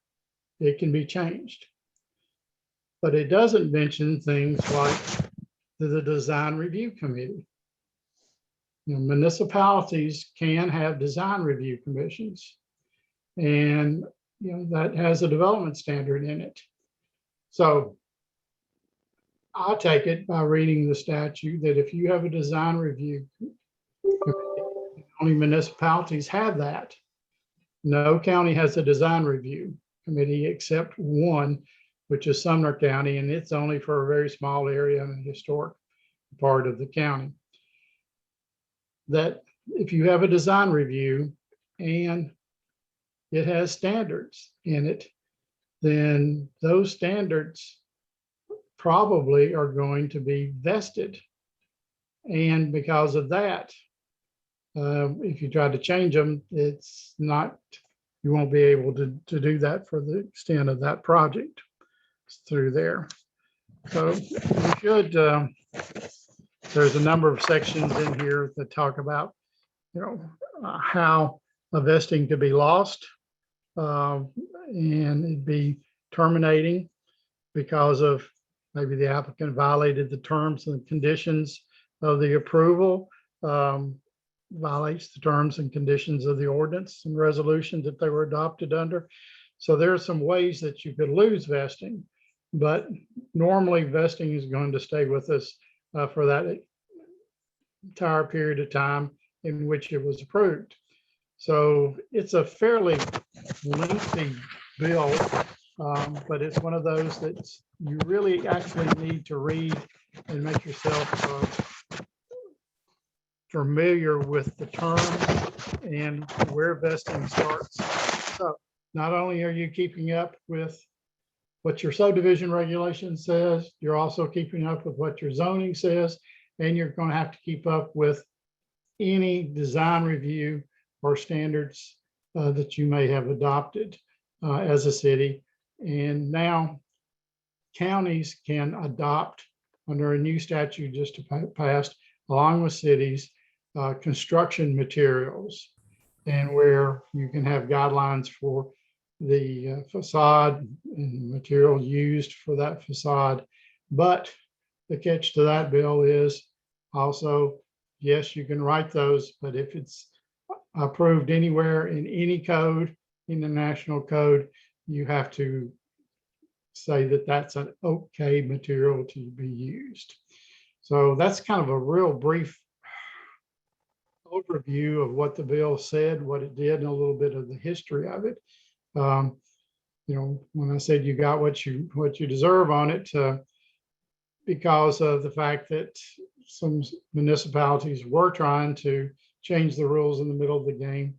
That prompted the home builders to write this bill and get it passed. And, you know, believe me, it's one of those deals when the ox gets gored, it goes right up to the General Assembly and they will change the law pretty much anytime that people like the home builders say they're being treated unfairly. So I think my 5 to 7 minutes probably up, and we'll save time for answering questions later on. Who's Thank up? you. Thank you, Sam. We appreciate your incredible insights in terms of just the legislation and how it came about. Very, very important perspective. Next up, we have Vernon Gerth, who's going to be talking from the municipal perspective, and then on deck is going to be our county perspective to follow. So Vernon, We we'll jump let you through some take of these over. questions first on chat. If it's okay, we'd like to just try to push through the presentation and then we'll be addressing questions at the end. Thank you so much. Thank you. So please use chat and we'll get to those questions in the order that they're presented. Thank you. Vernon, you're up next, please.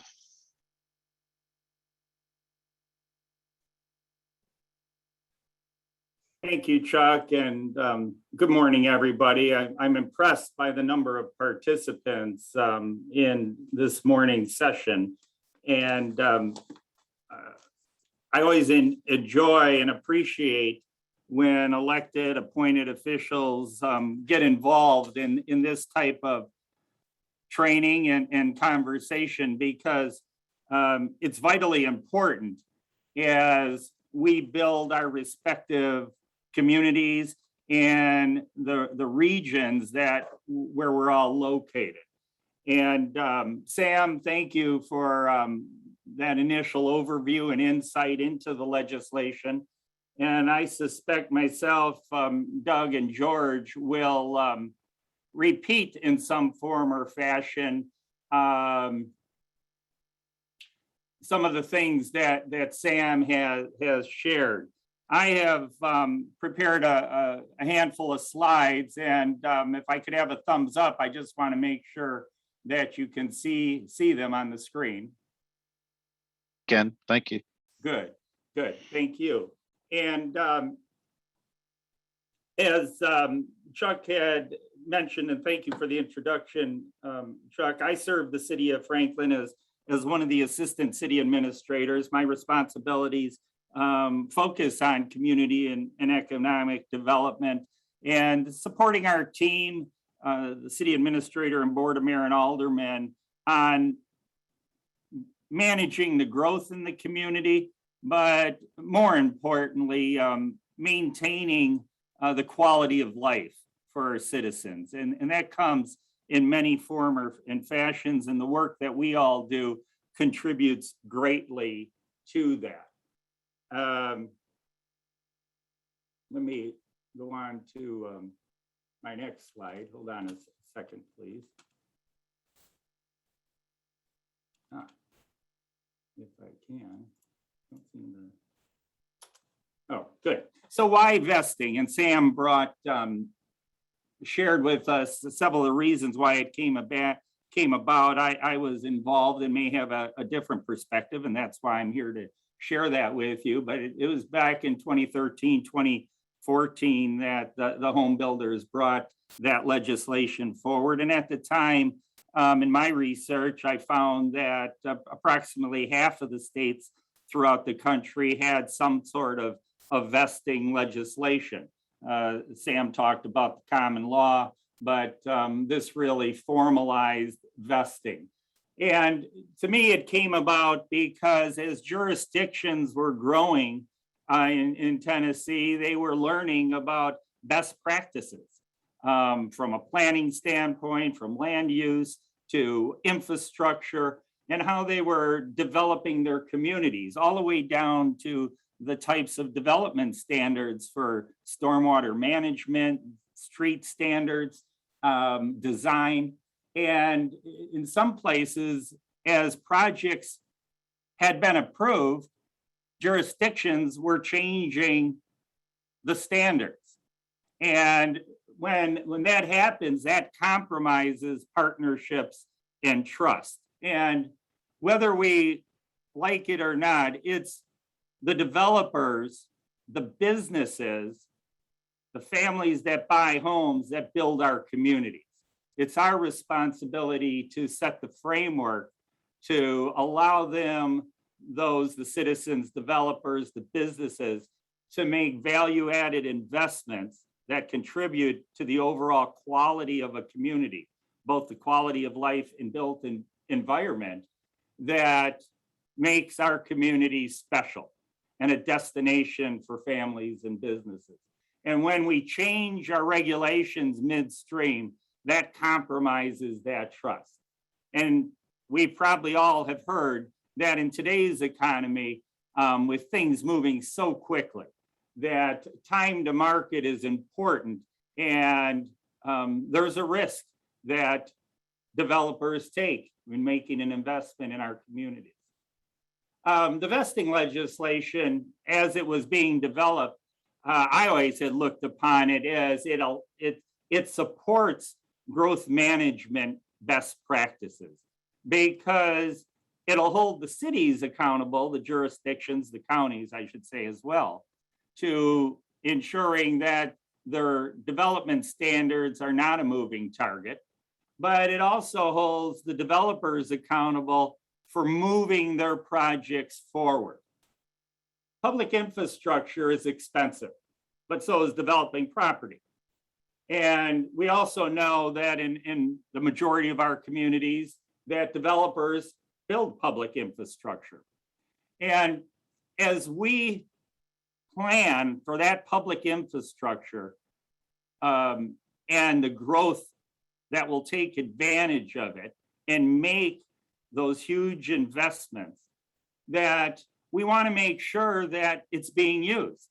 We don't want to reserve capacity for a particular development that never comes to fruition within a period of time. Now, Sam mentioned a multi-phase larger development can have up to 15 years to be completed. Well, some might say that's too long. Some developers might say that's not long enough. But regardless, it does hold the development community accountable and allows jurisdictions to have some semblance of surety that the infrastructure, the sewage treatment capacity, the water treatment that's going to be provided to new development will be used. And then we can continue to do more of the long range planning that includes the infrastructure as our communities evolve. What are some of the important milestones for a project to remain vested? And Sam shared some terminology, a final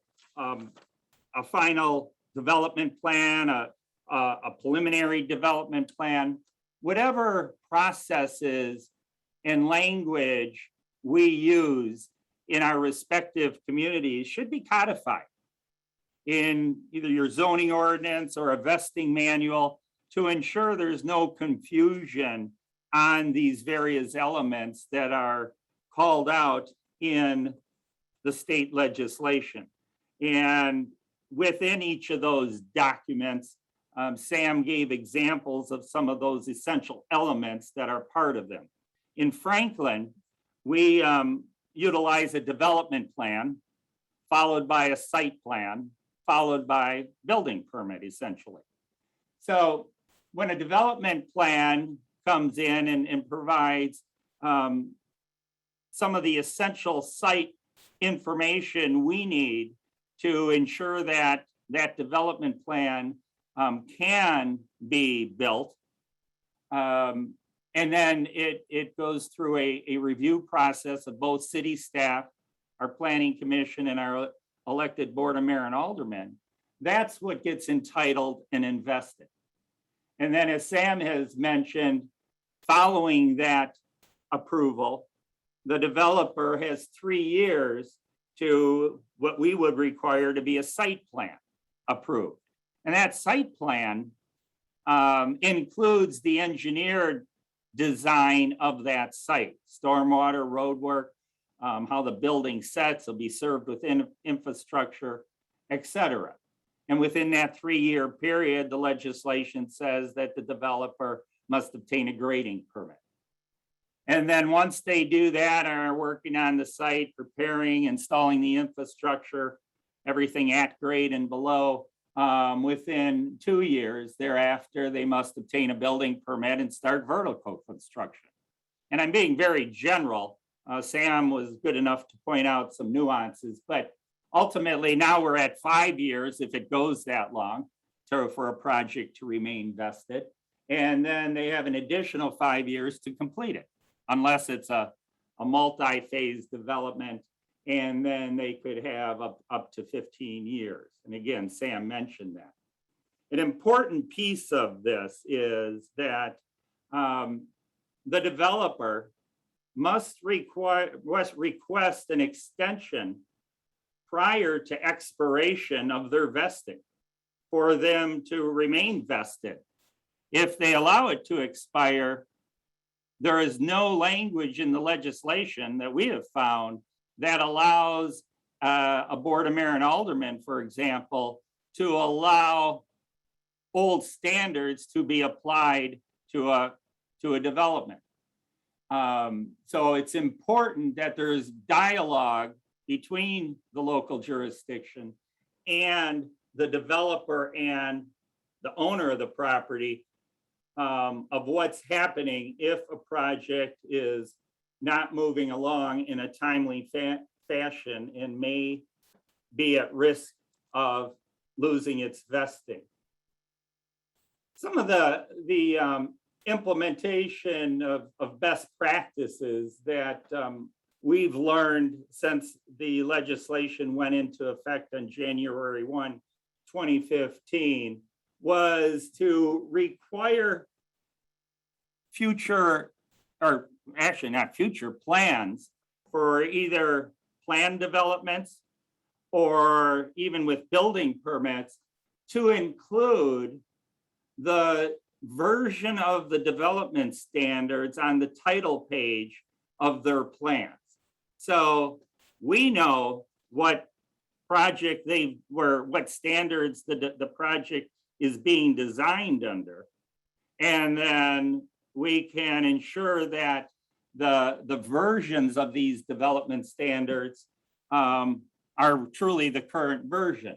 And we've created a website, and I'll share with you an example of that here. But some of the development standards that we all use are, of course, the zoning ordinance, the stormwater BMP manual, technical street standards, subdivision regulations, various sections of the municipal code, and water and sanitary sewer utility specifications.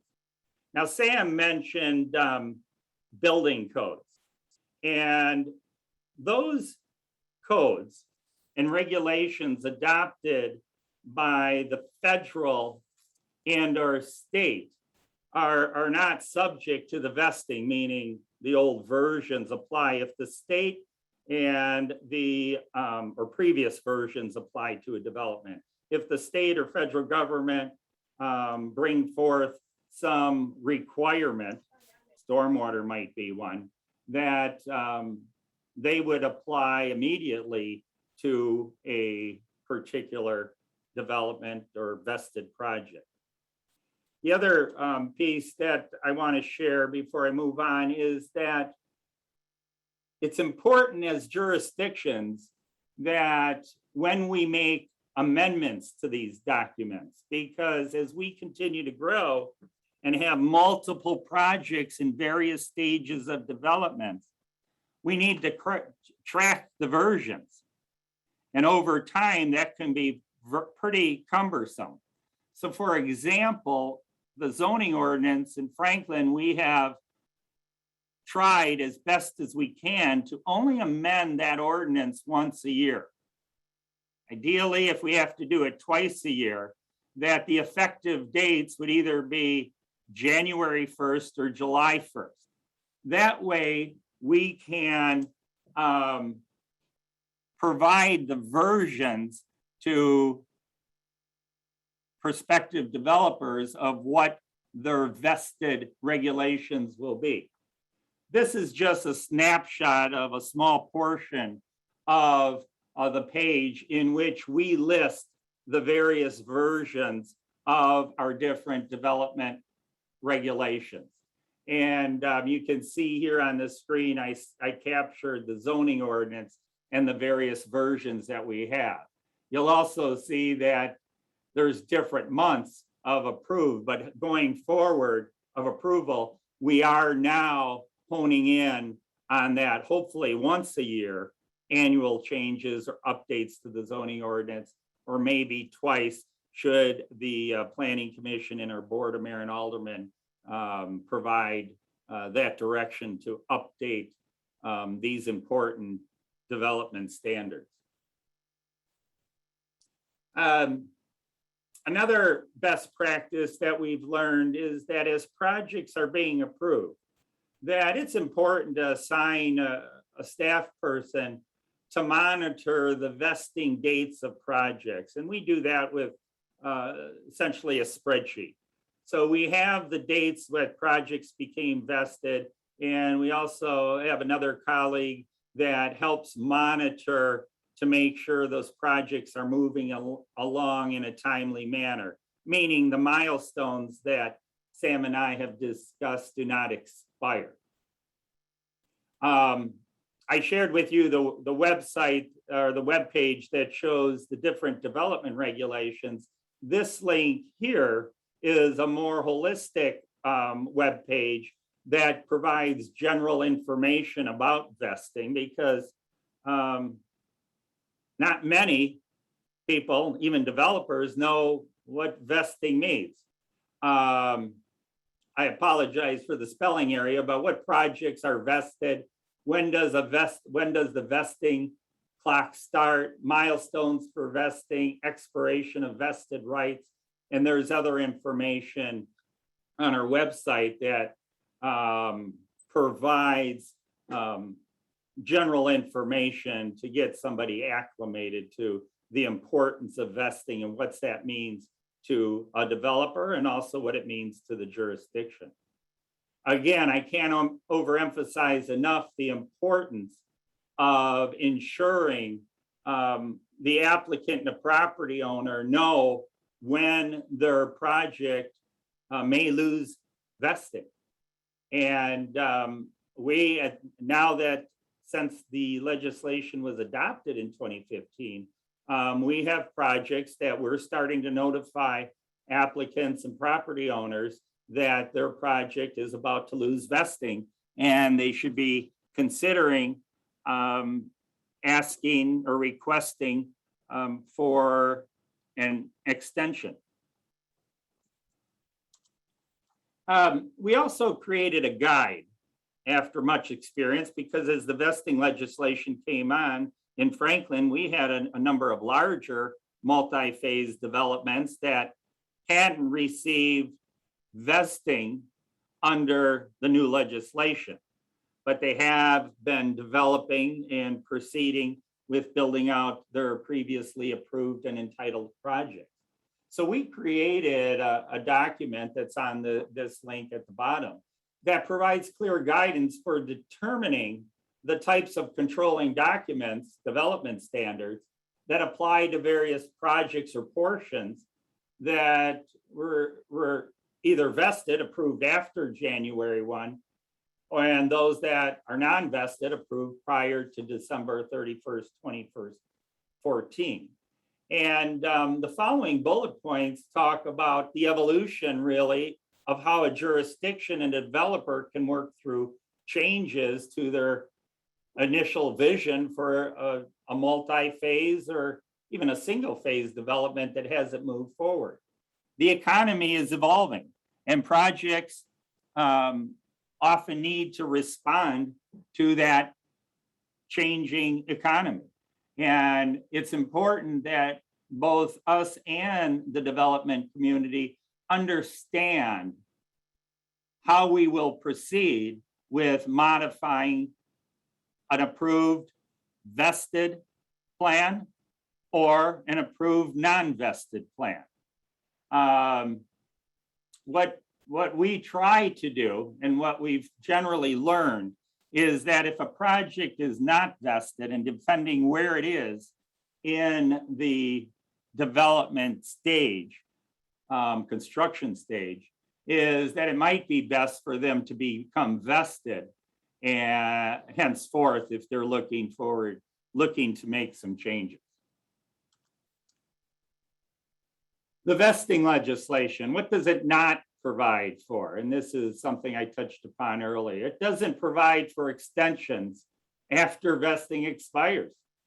If a developer has missed the opportunity to request an extension, they would have to come back in and be vested under the current development standards.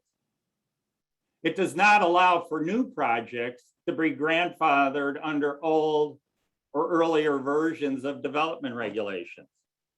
Perhaps a developer came in, received approval of a development and completed it, and now they've purchased property adjacent to it and want to continue on.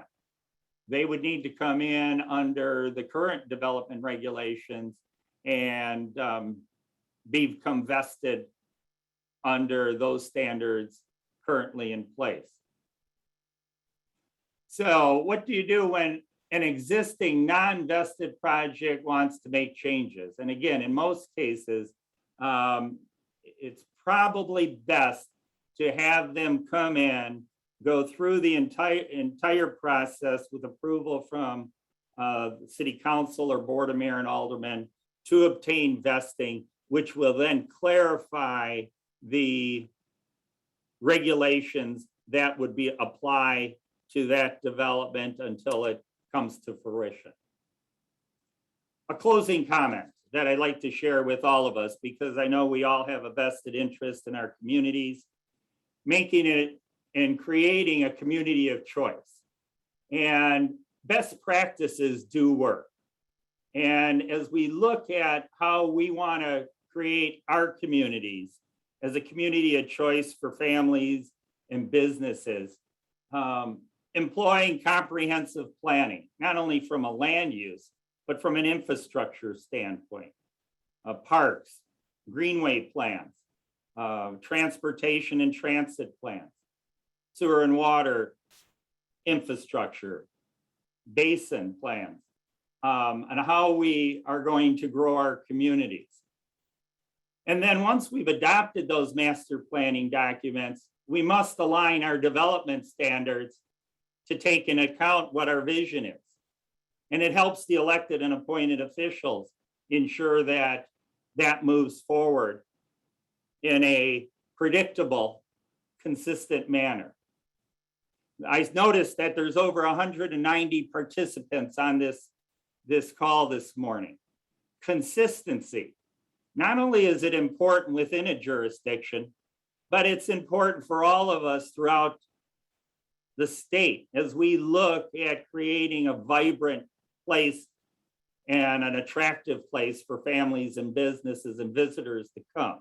And the more we align what we do and how we do it and our expectations will help us all, whether we're in a rural part of the state or we're in and around a metropolitan area.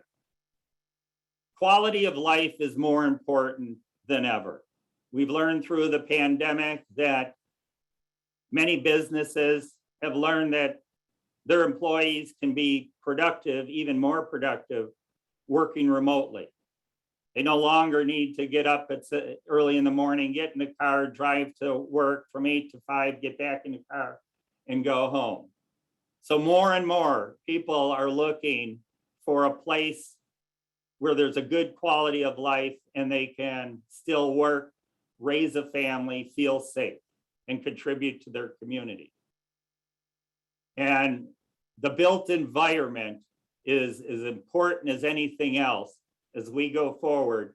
And the vesting legislation from a municipal perspective, I believe, helps us all. I'll turn it over to Doug for a county perspective, and I thank you for your time and listening. All right, thanks. Thank you. Vern. Oh, sorry, Chuck, go ahead. No, I was just handing the ball off to you, Doug. So you're next in the queue to talk from the county perspective. Thank you. All right.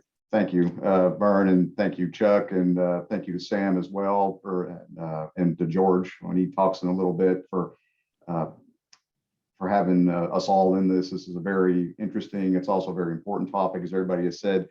I apologize for the side profile that you're getting of me on the camera. I really don't have a good side. So if I did put it straight on, though, there'd be a huge window right behind me and it can be completely washed out. So I always do it from the side view there. So quite frankly, Sam and Vern both have done an excellent job going through kind of the aspects of the law, as well as what the implications that it has for city government. And I'm not going to really belabor any of the points that they've already made, just because, as Sam said earlier, once you've read one part of the law, either municipal or county, you've looked at both. So what I'm going to do is just kind of take this through kind of what Rutherford County has done in the past, kind of what some milestones that we hit and some of the changes we made, and then some of the implications behind that. So I'm going to attempt to share my screen here. I'm going to make sure that I've got the right one. I'm pretty sure it's this one. Yes. Okay, can everybody see that okay? This should say Rutherford County right now. Everybody seeing that? Okay, very good. Yes. Very good, thank you. Okay, so in Rutherford County, I'm going to kind of break this down basically prior to 2013 and then 2013 and following, of course, and then with the law changes and everything. Prior to 2013 in our development regulations, we break our plans down a little bit differently than what Vern was talking about in Franklin. Fairly similar, but not exact. We have our preliminary plans. At the time, they were called preliminary plats. This deals mostly with subdivisions and development. Those had a 1-year expiration. Site plans, which dealt with non-residential type development primarily, also had a 1-year expiration. Those were dealt with in our zoning ordinance. Final plats didn't really have any kind of an expiration, and I'll talk about that here in a little bit more detail in just a moment. We did allow for extensions. They were done on a case-by-case basis. Now, as you can probably imagine, there were some issues that came as a result of that. Extensions were passed pretty frequently by our planning commission, especially during the time of the Great Recession. That would have been in the late aughts and in the early teens, really, is when we started hitting a lot of that. That wasn't necessarily a bad thing, but I can think of several subdivisions that had multiple extensions. One probably had at least 6 or so that I can remember, but never broke ground. Kind of what Vern was referring to earlier, at some point, they just had to say, what, we're not going to develop this. We're going to come back and go through the process again, become vested, et cetera. So that's what ended up happening with that one. Some of these other plans that came through, we also ended up to the point where the planning commission finally just said on some of these that, okay, we've already passed a handful of extensions. We're not passing anymore. This is the last one you're going to get. So if you don't move forward after this, this last extension, they were generally for a year is how we did those. So as you can see, that did come kind of a tracking nightmare from time to time. So fast forward to 2013, January 1st, 2013. That was a pretty big day in the history of planning in Rutherford County, at least in the fact that that was the date where we adopted a new zoning ordinance. The subdivision regulations we adopted a little later that year, but they were based on the new comprehensive plan that had been adopted back in 2011. That was the first overall comprehensive plan that Rutherford County had. And this gets back to, again, what Vern was talking about in his presentation about consistency. You want your development regulations, the zoning, your subdivision regulations, et cetera, to be based on a comprehensive plan, some sort of a general plan moving forward. So what we ended up seeing, whereas preliminary plans were only approved at the time for 1 year, that was changed to 2 years. Now, again, this is all prior to the new law taking effect. preliminary plans were for 2 years. Site plans, we extended those to 18 months. Final plats were just a 6-month expiration, and I'll change, you'll see that we changed that to a year, and I'll get to that here in just a minute as well. Some of the issues that we started dealing with there, again, we did allow extensions, but they were more limited. We had put some information or some regulations in, I should say, that basically stated, okay, yes, you can have extensions. However, we are not going to do this basically forever on. You know, you get one bite at the apple per se. We would allow for an extension of 1 year. We also learned through experience that 6 months and for an expiration of a final plat really wasn't enough time. We ended up changing that to a year. Now, the idea behind that in the first place was the fact that when we were going through our ordinance updates, especially with the subdivision regulations, the thought was, okay, they get their preliminary plan approved. Of course, they submit their construction drawings, they start breaking ground and making progress, that they wouldn't actually do the final plat until they were getting pretty close to wanting to sell lots. In practice, that's been kind of a struggle here in Rutherford County, at least. We have some of our larger engineering firms that like to just submit everything on the front end. You know, I talked to one of our engineering firms that said, you know, they don't want anything to fall through the cracks on their end. So basically what they do is they submit the preliminary plan, they get that in there, and then they almost immediately turn around and submit a final plat. Now, we did put some information in our regulations to kind of combat that to some extent, where we basically say, okay, we're not going to consider a final plat until you have approved the construction drawings, because you can kind of see where this can become a problem. If you submit a preliminary plan and a final plat at the same time, and all of a sudden changes are made once you're out in the field and you're looking at the construction drawings and something's not working quite right, you have to make amendments. Well, then you have to amend the preliminary plan, you have to amend the final plat. It just can become a bureaucratic mess at that point. So that was kind of the reason that we went forward with the way we did, but we ended up changing the final plat expiration at least to 1 year. So, you know, fast forward again, you know, 2014 and 2015, where the law took effect, the vesting law that we're talking about right now. Now, the one thing that I will say that I really like about, oh, wait a minute, sorry. There we go. I found this chart on actually MTAS's website. This provides a pretty good overview, I think, of the law. Now, obviously, this is more of a just of an overview. There's nuances to this, as Sam has already talked about, as Vern's already mentioned. You know, I don't want to go into just a whole lot of detail regarding this chart, as you know, this has already been discussed. I will say that you know, I liked what Vern was saying about everybody being on the same page. And I think when you look at this chart, this is really one of the best things I think that came out of the law, is that everybody's playing on the same playing field now. Everybody knows just when things are vested. We also know through the law when things cannot be or are not vested, what things can and can't be as far as federal regulations, as far as state FEMA floodplain regulations is always a really big issue when it comes to that. You know, we've had to have discussions with multiple people about, well, you know, my plan was already approved and the floodplain change, I should be grandfathered under those regulations. Well, that doesn't work when it comes to FEMA and firm regulations. It simply doesn't apply.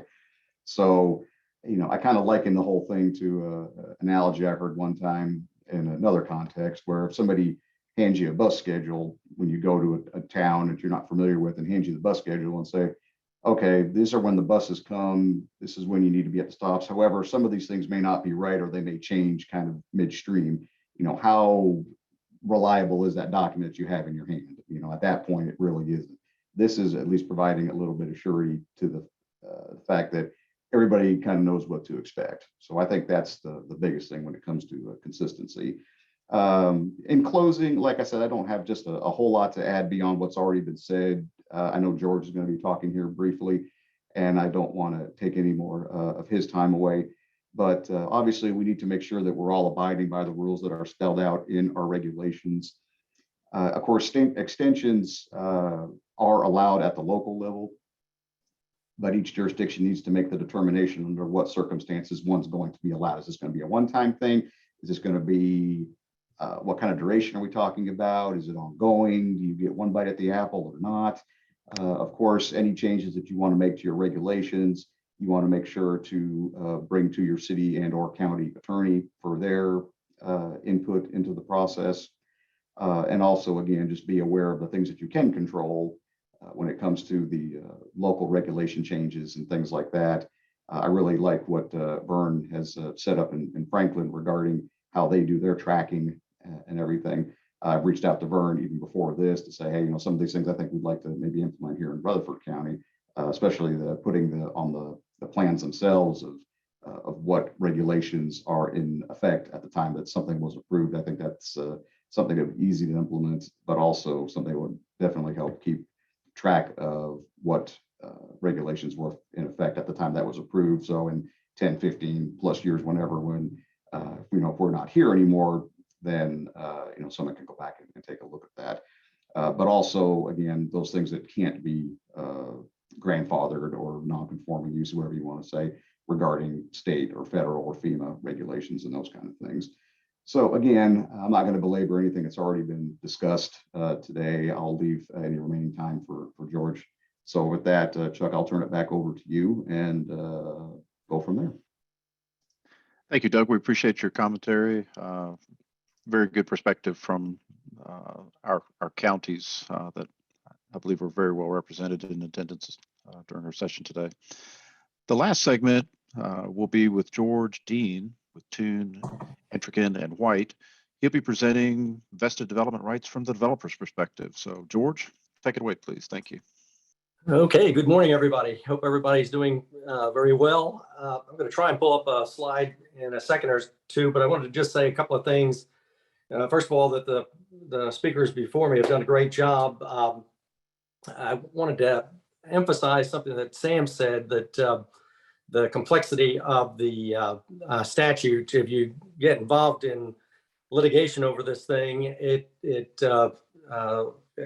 you'll head into litigation, I guess I really should say, you want to take a look at that statute, consult your local attorney, because it is a complicated statute, somewhat akin to the Non-Conforming Property Act 13-7-208, that is also a very complicated document. And hopefully a little later on, I just want to distinguish between the vested rights statute and the non-conforming property statute as well, because they are frequently confused, and they are close together, but slightly different.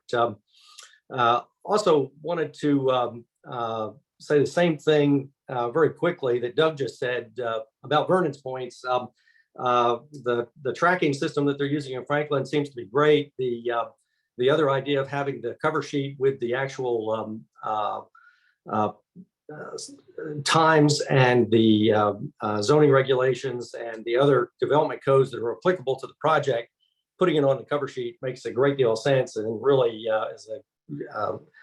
at least helps a lot to try and figure out what was applicable. If you've got a project that's several years old, trying to figure out which of the various versions of a particular development code might apply, that should simplify it greatly. I want to add one other quick thing before I get into my little slideshow. Building codes, until Sam mentioned this, I hadn't really thought about it. The vested rights statute does talk about an exemption for the building codes, but I'll point out that it's not entirely clear what that accomplishes, because the building code itself has a prohibition about retroactive application. So assume, for example, that a building permit's been issued for the construction of a 40-story office tower in downtown Nashville, and the building code is changed subsequent to the issuance of that building permit. Can the local government enforce the new zoning change back against an already issued building permit? My guess is not, under the terms of the state building code language. This would be 68-120-102. Contrast that in a situation where the same structure, a 40-story office tower, has come in and gotten its site plan reviewed and approved, say, by the local planning commission. Probably at that point, they haven't put the construction plans together, and so they haven't reached a stage where they've even applied for the building permit, so that If the site plans have been approved, but no building permit issued, then the vesting statute probably applies, and the prohibition of retroactive application of the construction code probably does not. So you can see how it can get complicated fairly easily. Let me see if I can pull up this. I'm on an iPad, which can sometimes make things harder. Okay, well, I don't know. Can anybody see that? Doesn't look like it's working, actually. Does not look like it's working, George. Okay, well, I tried to work around that, so I'll just go from just do the discussion without the slideshow. Let me give you the overview. Really, my idea was just to take a couple of cases to illustrate the common law vesting that Sam talked about at the beginning of the presentation. And I know we're running a little late, and I know there's questions, so I'm going to move through it fairly quickly, just because it's a fairly basic idea. Now, Sam and I disagree on the trouble that this caused for developers, and to that extent, I'm wearing the Darth Vader hat, and the evil empire is coming. But there are two cases that I want to draw a distinction between. The first one was decided back in 1940. But it's an excellent representation of what happened to developers in these kinds of cases. This is a case out of Nashville. The property is right across the street from Vanderbilt University. A gasoline service station buys the property. The property had been rezoned to allow the gasoline service station, and they get a lease from the actual property owner in 1939, June of 1939. In July, they get a building permit issued for the service station. Within a matter of 2 or 3 days, the councilman for that district sees the work beginning out there and finds out that it's for a commercial structure. He doesn't like that. He immediately goes downtown, files a new zoning bill to change the zoning on the property. Now, again, the building permit has already been issued. They're at work on the property. The councilman doesn't like it, wants to change it. They're in compliance with all the codes so far as we know in the case. And I assume that's the situation. They've complied with everything. They're in the process of construction, haven't gotten too far, obviously, because it's only been a few days. He immediately files a bill to change the zoning to prevent the construction of the service station. On August 1st of that year, there's a gentleman's agreement reached between the developer and the city to stop work until the court decides whether or not they can proceed. On August 21st, the zoning is actually changed. Took about 6 weeks, actually less than that, 3 weeks to get the zoning changed on the property. By the way, this case is a case that's styled Hal Realty versus City of Nashville. Again, Tennessee Supreme Court, 1940. The court ultimately concludes, as Sam kind of hit just briefly, that having the building permit was insufficient to vest any rights in the developer. So here's a developer who's gone through the process of leasing the property, got construction plans drawn, gets a building permit issued, gets people out on the site, and is beginning to do the work on the site, but ultimately winds up losing in court because, as the Tennessee Supreme Court said in that case, you need a building permit plus substantial construction in order to vest rights. And I'll see if I can, in fact, let me pull over here a little bit. It's easier to see on the big screen. By the way, just I don't know, I always forget these days that I'm the old one anymore. This case was handled for the city of Nashville by one of the foremost zoning litigators of kind of the preceding generation, a guy named Bud Yoakley. Yoakley taught at the Nashville School of Law, practiced law here in Nashville, and wrote a nationally known treatise on land use planning and zoning law. Was really an excellent zoning lawyer. I guess there's not too many of us around who remember him, but he was really a good guy. He was on the other side of the case from this, and he wins on behalf of the city of Nashville.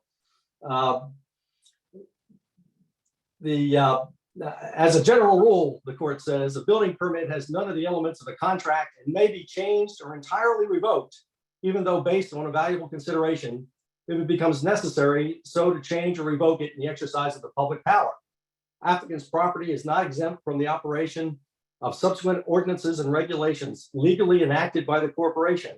As for instance, his property may be subject to an ordinance or regulation extending the fire limits.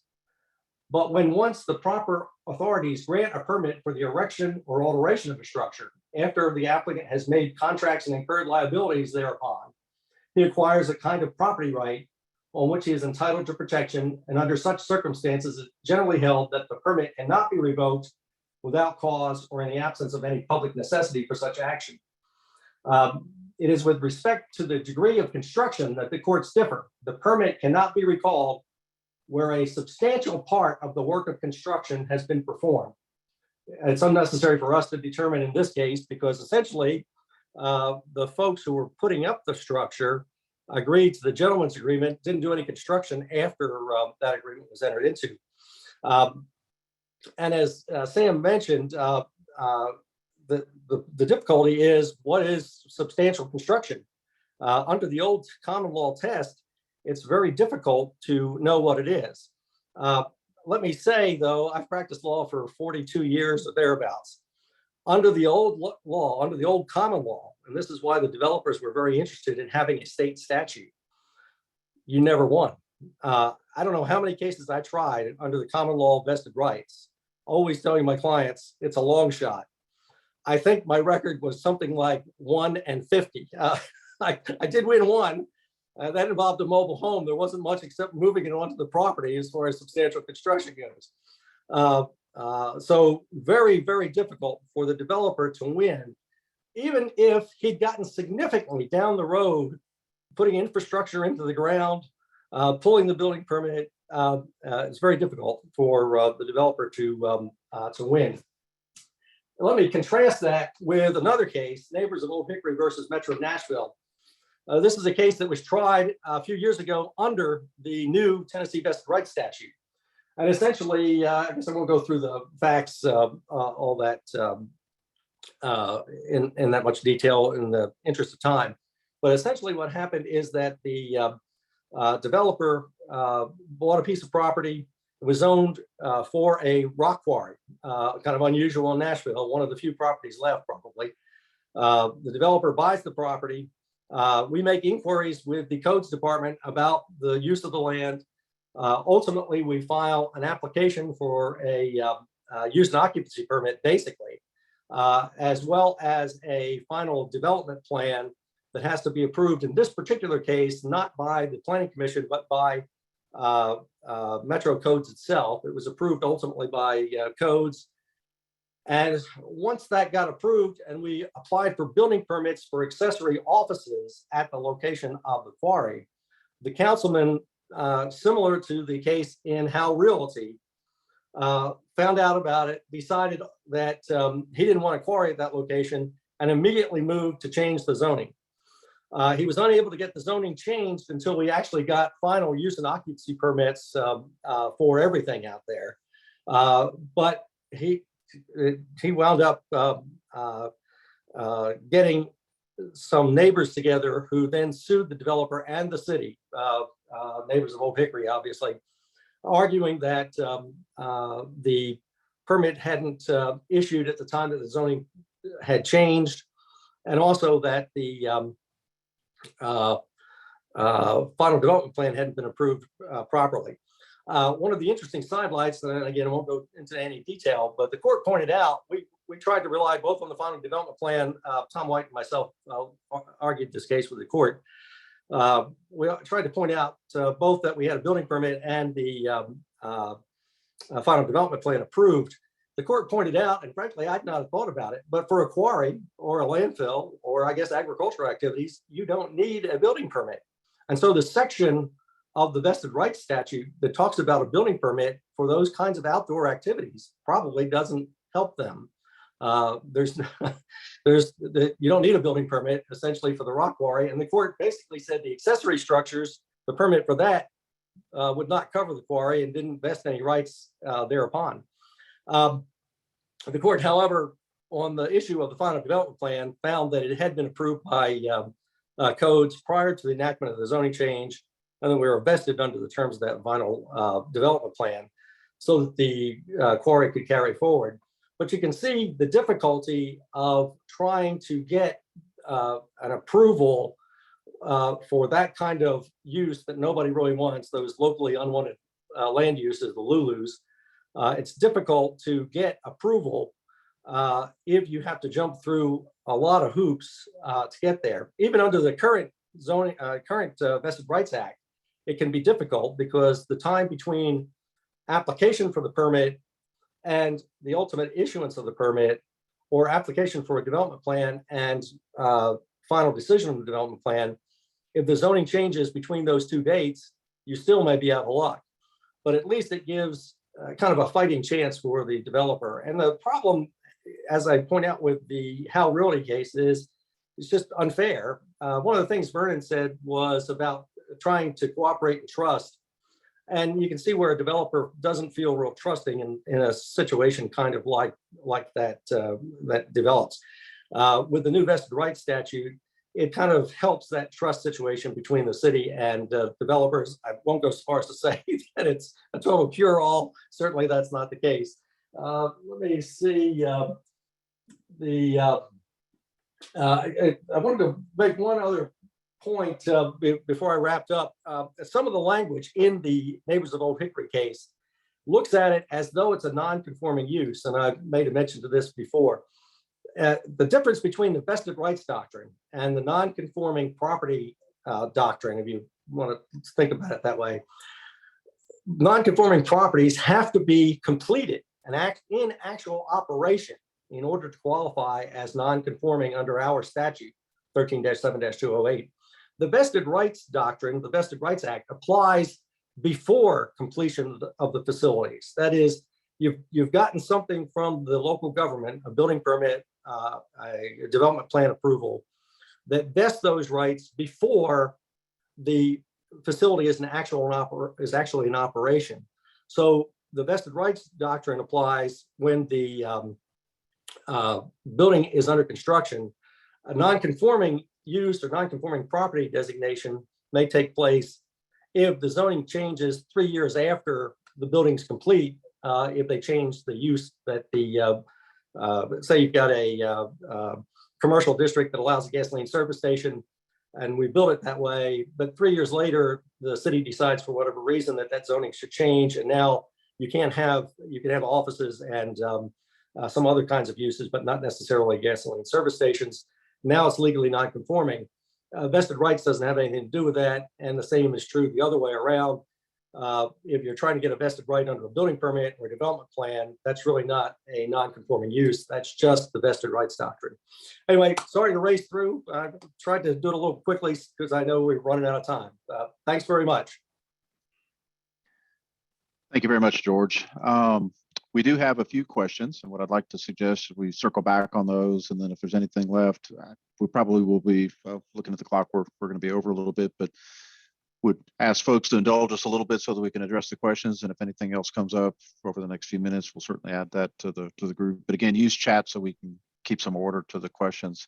The first one was, does the time frame related to building permits, site plans, etc., and then in paren 5 to 15 years plus or minus relate to rezoning? And this question was posed during Sam's comments. So Sam, you have a response to that? Sure. The statute basically says when you're vested and vesting occurs, then the zoning that was in effect at that date stays with that project. Now, during the phase, say we're in the 10-year period. During that, or actually, let's say the first period into there, the 3 years, the 5 years. If again, the city councilman or the county commissioner, gets pressure from the neighborhood saying, we don't like this, let's rezone the property. The city or county can actually rezone the property. So the zoning can change, but the development maintains the prior zoning. so they can continue their development process, their building under the prior zoning classification, even though the city has rezoned the property. So hopefully that answers the question. Yes. Next question we have, and again, Sam, this was during your time presenting, are vested rights applied to recorded plans and plats? For example, an outline plan for a plan development is approved and recorded, but no final plan is approved yet. For how long is that recorded outline plan vested? Or a final subdivision plat that has been recorded, but lots are not improved, how long is that recorded subdivision plat considered vested? Well, once the recorded subdivision plat is in the office of the registers of deeds, then that is the in effect it's vested no matter what, because the side yard, front yard, all that kind of stuff is there, but the vesting stops when the project is completed. So in essence, maybe let's just use the example, the side yard on a plat is for 15 feet, and we come back and the zoning is changed so that the side yard now is only 10 feet. Well, you would technically have to comply with the subdivision plat of 15 feet unless you came back in and took that plat and amended it so that it was no longer 15 feet to 10. The reverse of that is that if the recorded plat, has been under a vesting where the zoning ordinance says that it is to be 15 feet, and then later on, the zoning changes and it's 20 feet, because the development is completed and recorded, they've lost whatever vesting they may have, and they would have to, in my opinion, would have to comply with that, because the standards are those in which, and this is, basically the building permit stays of it, but also the standards that are in place during the time frame of the development, and they do cease. They do terminate. Okay. Next question we had was, again, Sam, looked like you're the popular guy. Guess we're right along it. Yeah, but this one may also be a good one for Vernon, since obviously design regulations are part of the quiver of development standards for Franklin. But the question is, Sam, does design review standards still apply to only non-residential uses and exclusion to certain residential uses? Yeah, it did not change. The vesting law did not change the design review law. And as we know, it actually only has applicable to municipalities, because no county has design review standards under the statute, but by the fact that only Sumner County was granted a design review under a very small section. So technically, counties don't have it, except that the new law that was passed that dealt with the building code, state building code section, that said cities and counties basically can adopt regulations on materials. So, that's kind of a factor of the design review on the type of material you can use for it. But if the design review was not changed, it's still non-residential structures, entranceways, and multifamily. So that did not change. Good. Next question we had, and I'll point this to both Sam and George. Can you expand on whether a building permit initiates vesting and how rezonings are affected following building permit issuance? I think you both touched on that. Yeah. Well, my part of it is, once a building permit is issued, then vesting starts at that issuing date. So they're vested under both whatever building standards are in place, as far as subdivision, which normally doesn't have that much to do with the building permit, but the zoning, So it's vested under the zoning as of the date that building permit was issued. Now, that building permit, for example, is only good for a year under a lot of jurisdictions. If the applicant does not start construction within that year, then he loses his vesting at that point in time. So then they would have to comply with, say, the new setback lines for when they reapply for the building permit. George? I agree entirely. I couldn't have said it better myself. Excellent. All right, this is a question for George, obviously because of your case history. It says that 1 versus 50 cases, what was so different with the one that you won in court? I'm assuming that was your mobile home case. That was the mobile home case. Because essentially they got the building permit on day 1, they moved the mobile home on day 2. And as a result, the court, there's a local court, it didn't go up to, well, it went up on an attorney's fees issue. Actually, that's not true either. The city took it up, but then ultimately decided that they were wrong. But it was a mobile home, and because the mobile home was just simply moved onto the property, the trial court and in the lower court, this is out of Cheatham County, by the way, ruled that was substantial construction, and as a result, the vested rights doctrine applied. Not sure whether that was. I'm not sure whether I agree with that. I had kind of a different argument, but that the court chose that, and that to me is not really. I probably should have been 0-51. Although the particular case had to do with and Sam remember me talking to him about this case, a small lot size, and as a result, probably the lot size problem would have given us a victory in the case anyway. Sorry to go on. Excellent. There was a final question that was posed, or more of a comment, and it said that Sam's answer to the plat is why zoning information should not be on the plat. Plat should refer to zoning code for setbacks and other construction standards.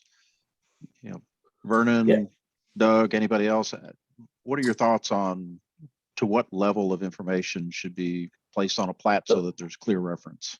Let me jump in for just a second and say, and I think that was Sean Henry who asked that question. I thought I saw his name float by. Yes. I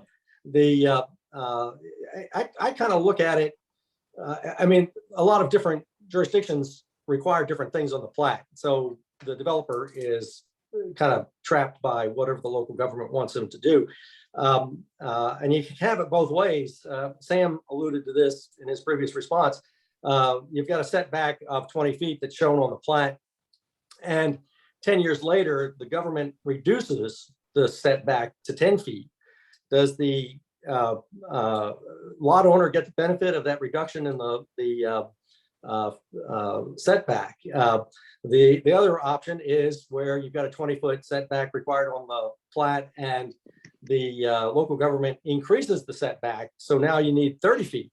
How does that work? MTAS has an opinion out basically saying that I think the way if I remember it correctly, that whatever is shown on the plat is what governs. And I think that's what Sam said as well. And I think that's why Sean thinks maybe it's better to just leave all that stuff off, because then it gives the local government more flexibility about what they want to do. I think it's a kind of a nuanced question. I had a case once with Metro where they did reduce the setback from like 40 to 10 because they were changing the whole way they looked at development along major arteries. They wanted the parking in back and move the buildings up as front as close to the property as possible. And so we argued that even though the plat showed a 40-foot setback, that we were permitted under the new rules to take advantage of the 10-foot setback, that the Metro Council had ordered that, and then a planning commission decision based on the subdivision approval 40 years ago should not restrict the power of the Metropolitan Government Council to do what they thought was best. It's an interesting and difficult area of subdivision law, and I don't know that there's any right or wrong answer, but and I'll let the others jump in. Vernon? Yes, thank you. And I concur with what George has said. And I would offer that perhaps this become a separate subject of conversation. The city of Franklin recently met with design professionals to talk about the information that the city of Franklin and other Middle Tennessee jurisdictions asked for to be placed on plats.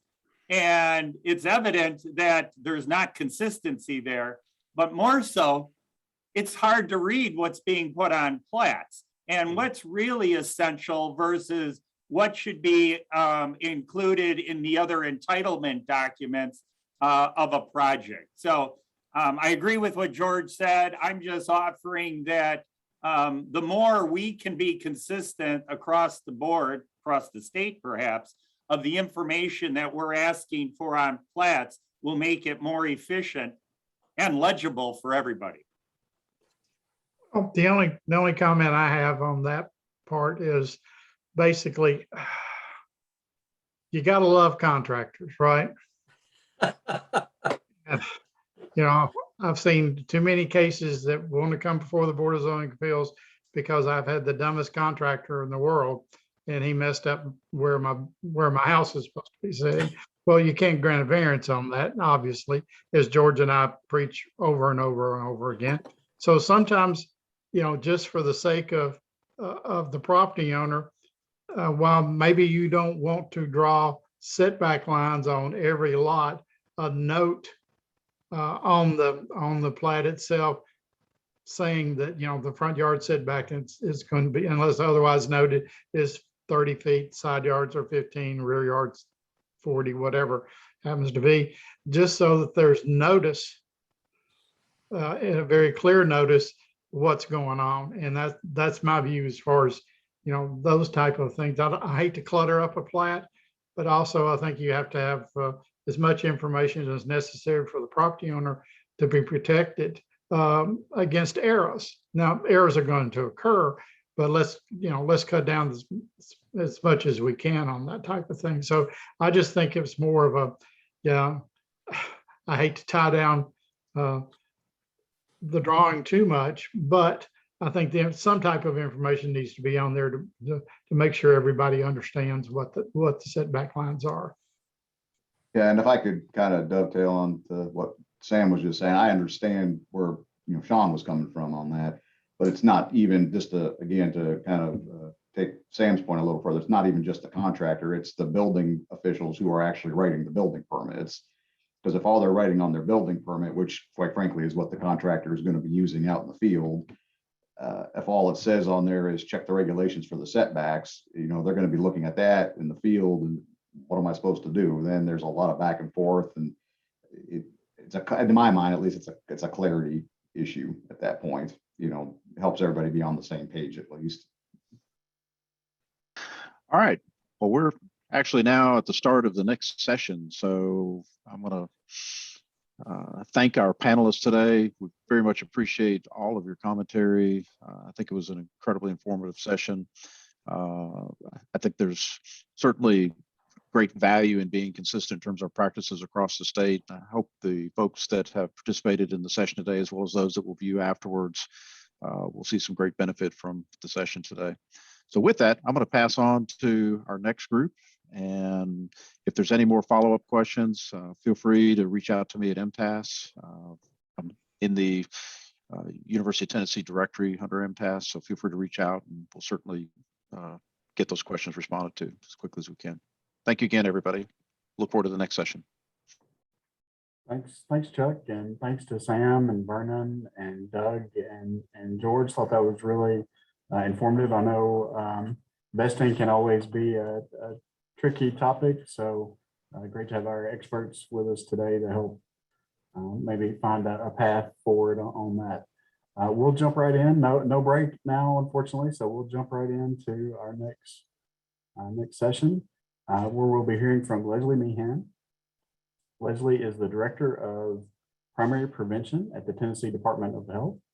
Her office serves as a hub for upstream primary prevention policies and strategies that impact social influences of health. And she'll be joined by Tina Yuen, who is a senior planner at ChangeLab Solutions, where she works at the intersection of planning and public health and supports cross-sector collaboration and policy systems and environmental change. And so I'll hand it over to our presenters. Looking forward to this one. Good morning, everyone. Thank you for the opportunity to be here with you today. I'll do just a little bit of further dive into my background because I know I've had a chance to work with many of you over the last several decades. I'm Leslie Meehan. I started off as a land use planner in the Nashville Planning Department. And then many of you I had a chance to work with in the dozen or so years that I worked with the Nashville Area Metropolitan Planning Organization, which of course now is folded under the Greater Nashville Regional Council. And during the time that I had at those two organizations, that's where I think it was really my first exposure to thinking about the allocation of resources and how we have such a great opportunity as planners and planning commissioners and Board of Zoning Appeal members to think about resources that are coming into our community and where those resources are headed. Prior to moving back to Atlanta, which is back to moving to Nashville, which is where I'm from, I spent about 8 years in Atlanta, and there I think two things became very apparent to me.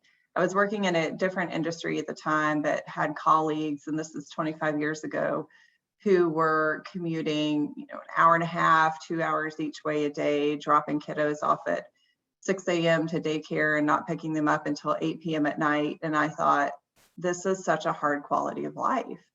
And a lot of it had to do with the land use patterns and the transportation patterns that were there in Atlanta at the time.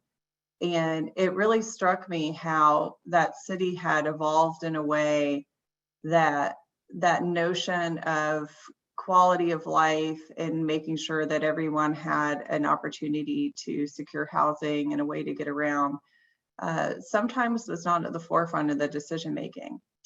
And I also volunteered with a parks organization, and we did volunteer projects in parks.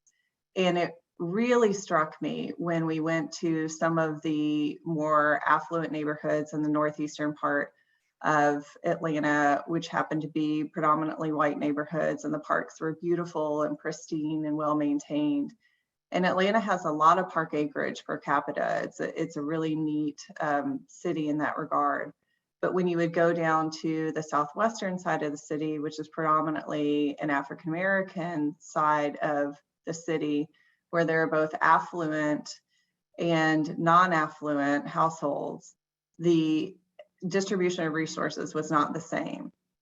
And I think that that experience 25 years ago really opened up to me again that notion that we on the public service side of things have an opportunity to think about this and what's our space and how do we react to the decisions that have been made before us, and where do we go with those decisions? Where do we go with what we've inherited?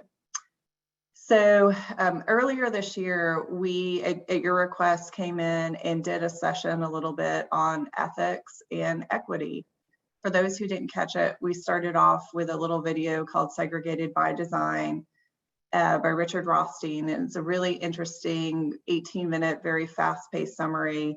Explains a little bit more about redlining and, again, allocation of resources and where we have historically prohibited some members of our communities to have a house and to resource those neighborhoods, and where we have historically not prevented some members of our community to have a home and to have access to resources in their communities. And so this conversation really wasn't around blame. It was more so, again, what are the contexts that we've inherited in the environments in which we're serving? And we're all here as public servants, so we all have this common thread of wanting to serve our communities and do right by our communities. So at your request, I think that conversation spurred a lot of interest in taking a moment to seeing, well, where can we go from here? What can we do? And so there's an organization in California. Tina will explain a little bit more about not only her role, but the organization, but she was the author and contributor to a document called the Planner's Playbook.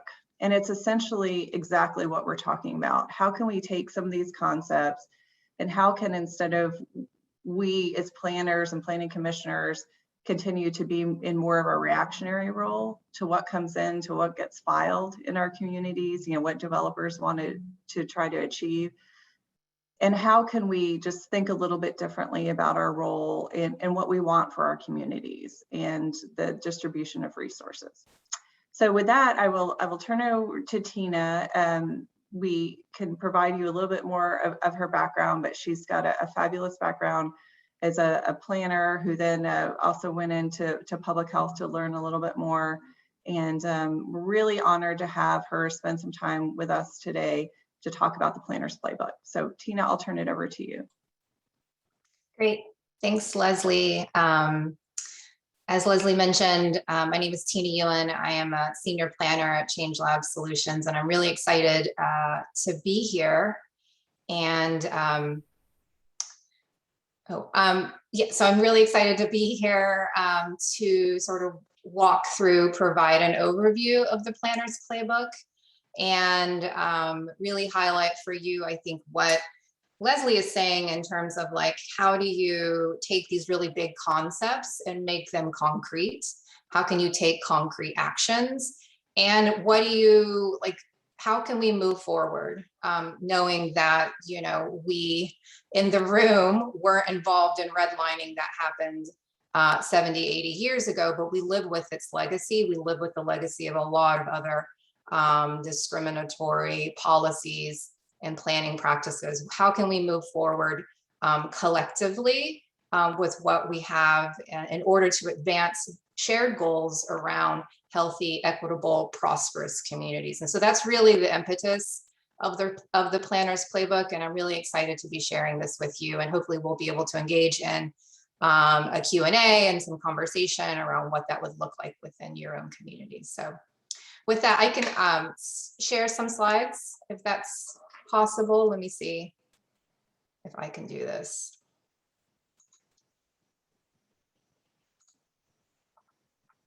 Are you seeing my slides? Oh, wait a minute. Are you seeing my There slides? they are. Yes. Yeah. Okay. It just took a minute to kind of get up there. All right, cool. Well, awesome. So I wanted to spend the next few minutes sort of going over the Planner's Playbook. Again, it was published by our organization, ChangeLab Solutions. And it's really a playbook that provides guidance, resources, concrete steps, examples for planners and policymakers, primarily at the local level, who want to center equity in their planning practice with the aim of producing equitable and prosperous communities for all. And really the impetus, sort of like what this was born out of, was, what Leslie was talking about in terms of really seeing a need in the field for how do you convert these big grand concepts into workable day-to-day solutions. And we wanted to give practitioners those sorts of resources at their fingertips. So just a little bit about our organization. We're a national nonprofit, public health nonprofit that works to support healthier communities for all through equitable laws and policies. We work on a wide variety of issue areas like food systems, tobacco prevention, childcare, schools, healthcare, good governance, and healthy communities, or healthy neighborhoods, which is my topic area of expertise. I also just wanted to share really quickly that we have an enormous searchable library of tools and resources that include guidance documents, webinars, infographics, model policies, model comprehensive plan language on an assortment of planning and built environment related topics and issue areas, all of which are free to access and use. So I encourage you to check out our website if you are so inclined. So I first wanted to begin by going over this diagram and introduce the elements of a healthy community Many of you have probably seen similar types of diagrams or frameworks and what it means to have a healthy, vibrant, equitable community. And this framework really kind of shows us all the different elements, aspects that make up a healthy community that affect our health and well-being. And this includes not only our physical environments, but also our social, cultural, and political systems and institutions. And these elements represent the myriad of ingredients we all need in our communities to be healthy and to thrive. So why is equity important in planning? You know, equity is important because not all neighborhoods have access to the elements that I just talked about that are needed to be healthy, that was shown. Equity is also important because we know our cities and communities are not equal, they're inequitable by a lot of different measures. And by many accounts, these disparities are becoming much more pronounced. And we know in the last year and a half with COVID that the economic impacts from that have impacted different communities differently. So that's also something that's exacerbating it. But we're also dealing with these history of inequitable laws, policies, and practices that we just talked about a second ago. We talked about redlining, there's infrastructure disinvestment, school district segregation, on and on. And you know, the reason why some of these neighborhoods are inequitable is because these systems of laws and policies and regulations have really shaped our communities in that way. And it's important to recognize that place, race, wealth, and health are tightly interconnected. People are more likely to live where they live because of their social and economic positions and other circumstances. Again, this is what we were inherited with. These are the social economic policies that we are currently dealing with that were put into existence long ago.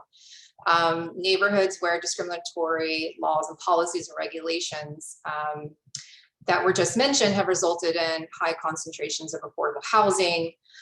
Those neighborhoods have resulted in concentrations of residents that are poor and are people of color. And just to be clear, you know, many people did prosper during the mid-20th century and were able to become more economically mobile because of policies and planning decisions. So just to highlight that there's a flip side that many people actually did benefit by those policies and planning decisions. But I also think it's worth mentioning that while inequities most gravely and disproportionately impact low-income folks and people of color, inequities affect everyone and are detrimental to all members of our community, including white folks. So I just wanted to say that everyone is harmed by inequitable systems and policies. I also just wanted to share with you these 5 fundamental drivers of health inequities. The planning or the planner's playbook covers a lot of ground. And so I'm really only able to sort of skim this briefly. So I would encourage you to refer to the document for much more detail. But what is uncovered in that document is that through our research and through our investigation, that there are 5 fundamental drivers of health inequities, and I'll just list them off here as structural discrimination, income inequality and poverty, disparities in opportunity, disparities in political power, and governance that limits meaningful participation. These drivers shape our places, our social environments, and our living conditions in a way that makes some places healthy and make others unhealthy along predictable lines of race and class. The planner's playbook also introduces 3 categories of inequities to help planners and planners and policymakers describe and analyze how a conventional planning process often falls short of achieving equity. And so these sort of like 3 categories or 3 buckets of inequities is helpful in thinking both about the problems, but also the solutions that you might want to come up with and thinking about how to address these inequities. And so the first inequity is procedural inequity, and that's inequity in decision-making. And this occurs when public decision-making processes lack transparency, accessibility, fairness, and inclusion. And so this is where, people aren't necessarily able, for a variety of reasons, to be involved in public decision-making processes and be able to provide their input. The second is structural inequity, and this is unfair governmental or institutional systems.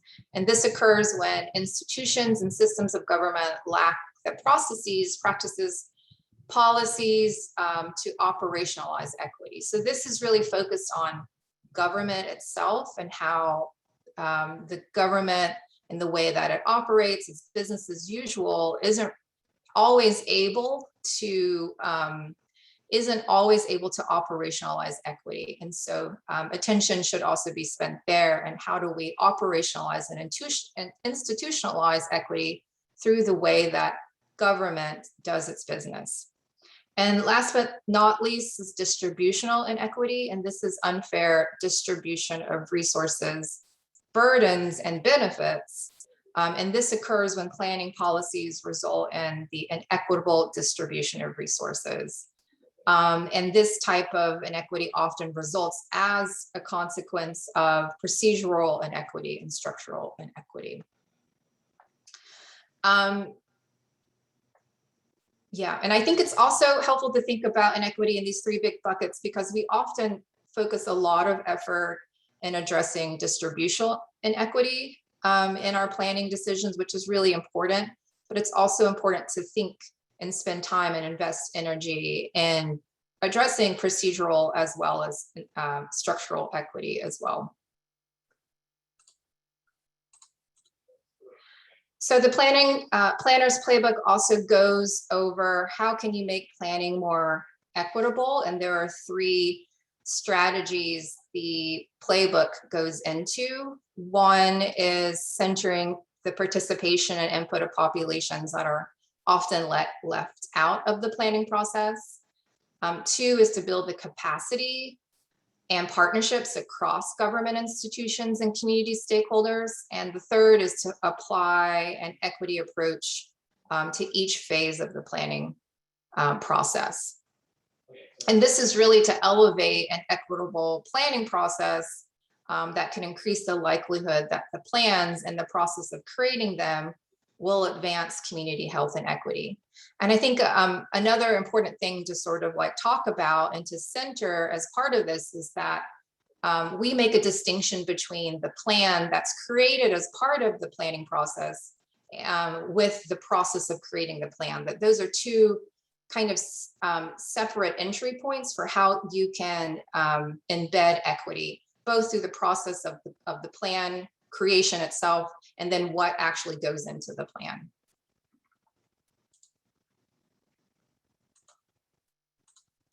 So for the first one, centering the participation and input of populations often left out, this involves a lot of different strategies, but I think at the forefront would be acknowledging and learning from past actions, knowing that government has sometimes created interventions, implemented policies that have harmed communities, and just being able to acknowledge and talk about that openly is really important in building trust and learning from past actions. Building trust with communities is really important. Again, sort of focusing on the relationship building with all the communities that you serve. And then to also develop an inclusive community engagement process where you're really wanting to hear from all aspects of the community, especially populations that are often left out of the planning process. In the second strategy, build capacity and partnerships across government institutions and community stakeholders. There's several strategies here to kind of name, but of course the planner's playbook goes into much more detail on this. I think one is to assess the readiness of all stakeholders, including government stakeholders like yourself, and as well as invest in building both your own institutional readiness and community readiness. So when we're talking about readiness, it's not just the readiness of community stakeholders to be involved in planning, but also for government decision makers and planning staff that are engaging with communities also should be ready to engage in this process. So it's a both and situation, both institutional readiness as well as building community readiness.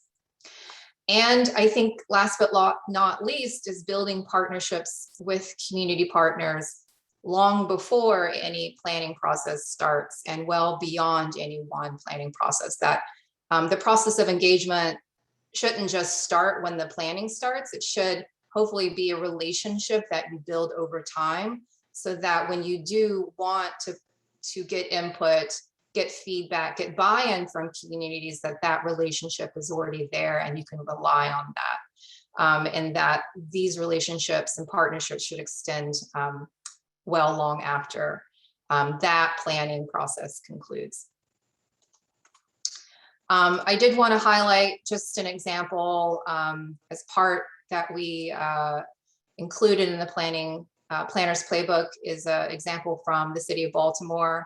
They, in 2016, started the Planning Academy. The Department of Planning started this Planning Academy, which offers a free 6-week program whereby community members apply and attend a 6-week-long program where they learn about planning.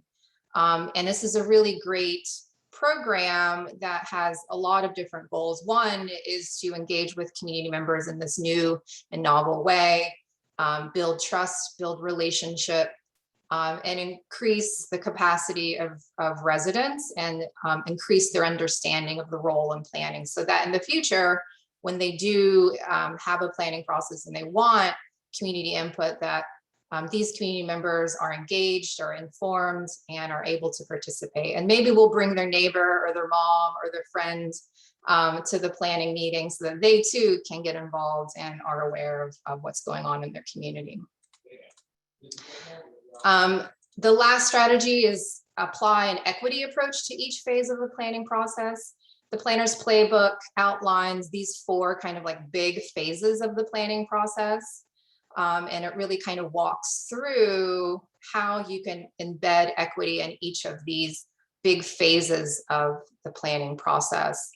And I think that this, there's a lot of information in the planner's playbook. So I would encourage you to go there for much more information. But in the learn assess phase, which is really about evaluating existing conditions, really kind of interrogating the type of information that you're able to include, making concerted efforts to use both qualitative data as well as quantitative data as well when thinking about baseline conditions, because the baseline conditions are really the data that's used to think about where the community is and then what policy solutions and strategies are needed to address identified issues.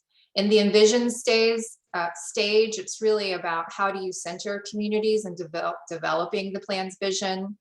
In the plan phase, where you're actually developing the goals and the policies of the plan, it's really about how do you build an inclusive engagement process, which results in policies, goals, and actions that center communities that are often left out of the planning decisions and are often disproportionately impacted by planning decisions. And then the last phase, act, this is where the plan is implemented as intended and is evaluated to make sure that the plan is implemented and achieves the goals as it is designed.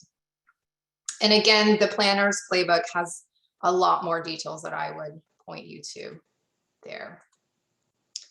And in my last slide, I wanted to go over an example from Chatham County, North Carolina. Their comprehensive plan, which was adopted in 2017, really took a health on all policies approach to their plan. And health on all policies is is a multi-sector approach to decision-making where it's really an approach that embraces that all aspects of the community and all sectors really contribute to the health of the community, and that there needs to be like a broad, comprehensive coalition of different stakeholders in order to advance health and equity within a place. And so the county's comprehensive plan adopted that approach. And as part of that, they included some plan language, policies, goals and strategies that reflected this emphasis on health and equity, which was adopted in 2017. So I thought that was a really cool example of a local government adopting and including language that really centered health and equity in the work that they do. So that's it for me. I did want to share with you how you can get in touch with ChangeLab Solutions and how you can reach out to me if you have any questions about anything I presented today. So thanks, and I'll hand it back to you, Leslie. Thanks so much, Tina. That was really helpful. Recognizing that we are the last thing between you and lunch, we wanted to open this up for a little bit of dialogue, because it's one thing to see a wonderful presentation and to have some guiding steps, and it's another to think about, well, what does this look like in my world, and how can I apply that? One thing I thought we could start off with is this notion of public participation, and I'll put the 3 themes that we'll chat about for a few minutes here in the dialogue box. But at the tenet of this for me, there we go. There we go. Okay. So with public participation, I think we would all agree that that's a cornerstone of planning and something that we all want to try to achieve, but it's the unicorn, right? It's so incredibly hard to get any members of the public to engage in a process. And when we do, it's often usually in a voice of dissent, that they're coming to express that they don't like the way that something is going. And it can be really hard to get those voices involved upstream when things are conceptual. I've seen this with TDOT even, who does some well-intended public participation opportunities with some of their long-range planning, but it's incredibly hard to get a voice in when you're talking about something that won't be built for a few decades. I'm here with one solution or opportunity.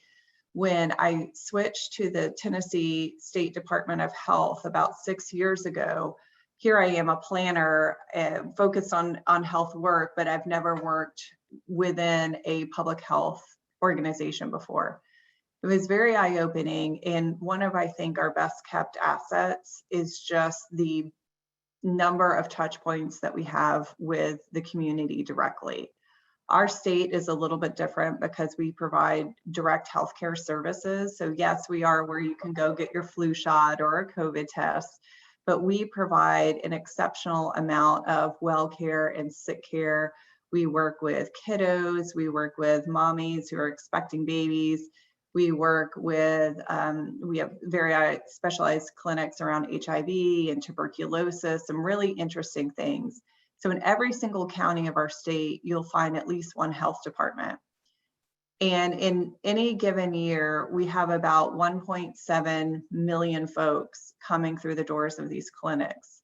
We are the largest provider of health care in the state, which is very interesting. And so those who work our front desks are our nurses, are our doctors, are our dentists, our health educators. They hear directly from the public who's coming in the front door. And they hear what's going on in their lives, that they've missed maybe a couple of appointments because they don't personally own transportation. They're relying on a neighbor to get there. They're hearing about their housing challenges. Maybe they're hearing about struggles with grocery stores, because some of our counties, as we know, don't have a full service grocery store in particularly some of the rural areas. And so this is an incredible opportunity for us to get public participation in a completely different arena. And if you don't have a relationship with your county health department, this could be an opportunity. And it could be something as simple as a little survey that's left in the waiting room while folks are waiting. But it's one opportunity for public participation, particularly for those who tend to be struggling a little bit more with some of the basic tenets of life, like housing and transportation and jobs and education and things like that. So wanted to throw that out to you, and then thought we could just open the dialogue box a little bit. Things have changed a good bit, especially in the last 10 years. We have social media now. We have online webinars where we can have folks come in at their convenience and join a public participation meeting while they're cooking dinner at home. What has worked for you in public participation, or maybe what hasn't worked for you that you've tried? But this is a great opportunity for us to share a few strategies around public participation. So if you'd like, you can unmute and jump in.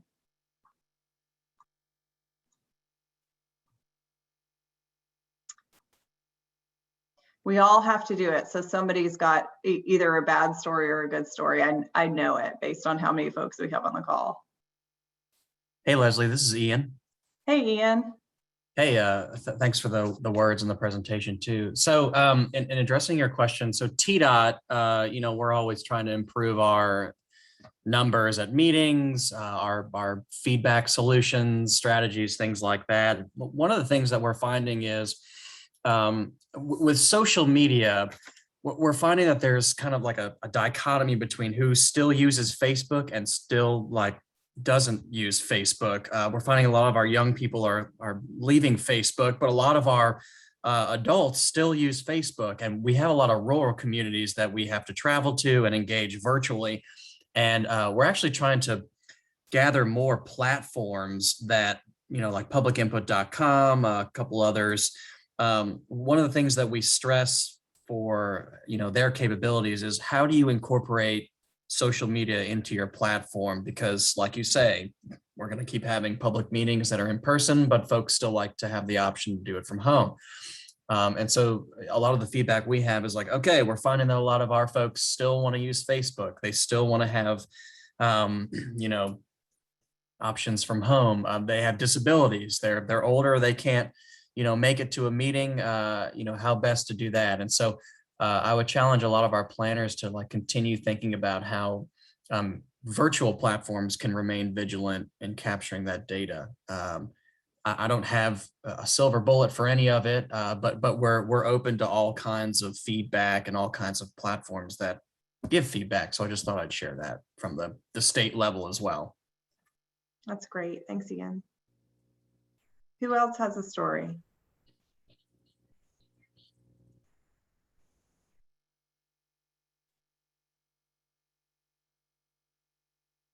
Hey, Leslie, it's Micah. I don't have a story, but I just wanted to put out for the group. It seems like we're getting a lot of really angry folks showing up at public meetings all of a sudden.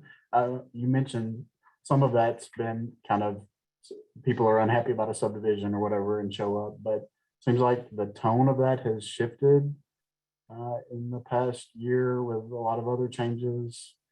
And I just wondered if anybody's had success on lowering the temperature or kind of breaking through some of the angry people that may show up, and see what's worked for other folks.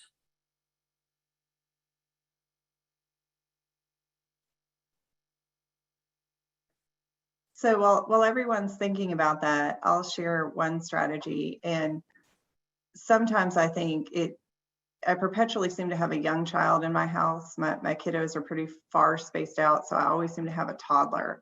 And I think that actually works really well for me professionally, because if I can think about situations like this in terms of how would I handle the situation if it was a toddler, it applies to angry adults too. So a couple creative things that I've seen are just setting those ground rules up front and finding a facilitator who's just super steady Eddie, who doesn't get ruffled. sometimes you can find somebody like a clergy member, or, you know, there are lots of folks, an officer, depending on your kind of meeting, you want to think about who you're putting in front of the room. But I think the personality is so important just to set that tone, because you can kind of tell, kind of like a teacher at school, you can tell the teachers that you can, you know, get away with, you know, tossing notes to one another in class, right? We can all think back of that in school, and you can remember the teacher that you didn't even try because you knew that they meant business. But we often go with a rule of, you know, of the sandwich, where you're here. And so complimenting someone and having them reciprocate by saying, thank you, public servants, for having this meeting. You know, so they have to start off with something positive. And then they can sandwich in their concern in the middle, and then they can wrap it up again with the other side of the sandwich of just saying, so thank you again for giving me an opportunity to voice my opinion. Thank you for listening to me. Thank you for giving me an opportunity to look for a solution. And if someone can't adhere to that sandwich rule, then it's a one strike and you're out situation, that they can, you know, be asked to leave the forum. And so if everyone agrees to those tenets up front, that that's how the conversation is going to go, that there will be no interruptions, that you'll have the sandwich rule with public comments, things like that. Sometimes those things I think can be silly, but I've seen them be really effective in helping to demonstrate right off the bat that there's an expected sense of decorum for a meeting. And if you can't meet that level of emotional maturity, then you're welcome to come to another meeting in the future and try again when your temper is a little bit more under control. I love the sandwich idea. I think that's really good.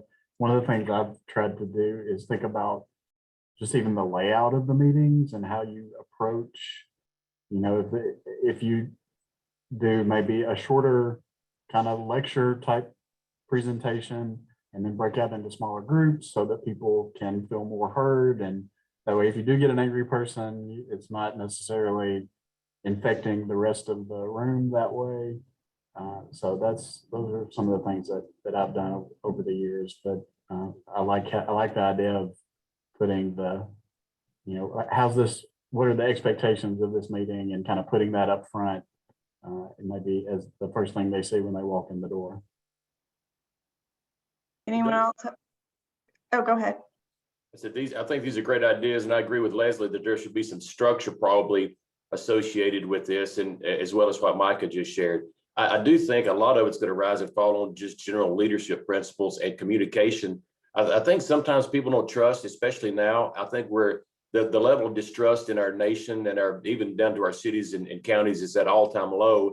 So we're having to fight upstream against that from a city perspective, that people inherently don't trust government leaders right now. And so I think we've got to win that battle first. And I think we do that by just leading positively and well, but also with communication. People are up, they're down on what they're not up on. So if somebody's they don't understand what's going on, they're going to be inherently usually bent against that position. So I think how we communicate, how we choose where it be, I think someone said open forums, maybe using the internet, this form of Zoom or whatever to incorporate more people. But ultimately, even if it's just the old-fashioned mail outs or getting information out, or making it at least available at a website where people can go and they know what the city's doing, they know what the planning commission is doing, and the information is available, because many times people are frustrated because they don't know what's going on. And so another thing you learn in sales is that people are motivated more by the fear of loss than they are the hope of gain.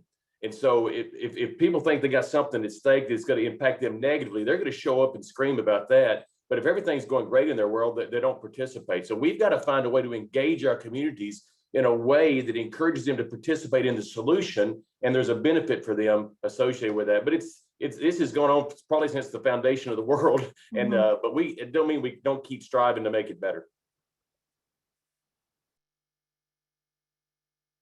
Any other thoughts or suggestions on public participation before we go to the next topic? Yeah, I'll jump in here. I like what Daniel said. That was going to be one of my talking points. Is a lot of times for me, being on both sides of the coin, being on one of the boards and also a private citizen, I feel like I'm less angered once I get educated from A to Z on the subject. So I like what Daniel had to say on that. My next point I had was, at least in my county, in my city, there's a lot more of restrictions and guardrails put around where citizens can make comments at meetings.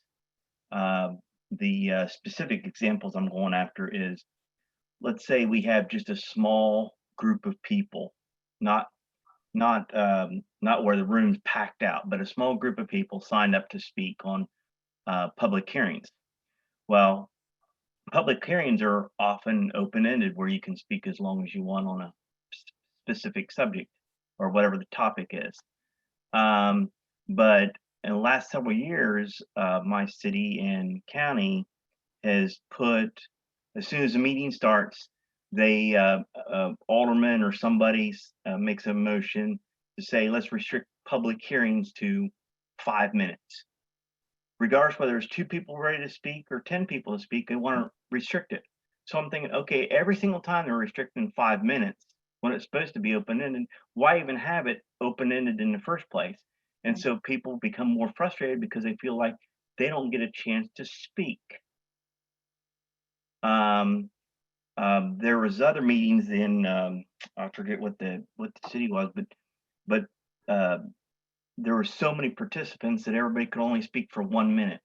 And so it's kind of hard to get your thought across for only 1 minute of thought. So that's my second point that I wanted to make is if citizens feel like they can participate, and I'm talking, I know you brought up, Leslie, the upstream versus the end game, and obviously I'm just talking about the end game. But at the last moment before a vote, people want to be heard, and if they feel like they're heard, then they're satisfied because they feel like they got their point across. Sure. So I've heard of similar things as well, where there's limits, folks get 1 minute or 2 minutes, like you're saying, or public comment will be cut off after 1 hour of those who are for something, 1 hour of those who are against something, that kind of thing. Anyone have solutions that have worked with you with time limits and public participation?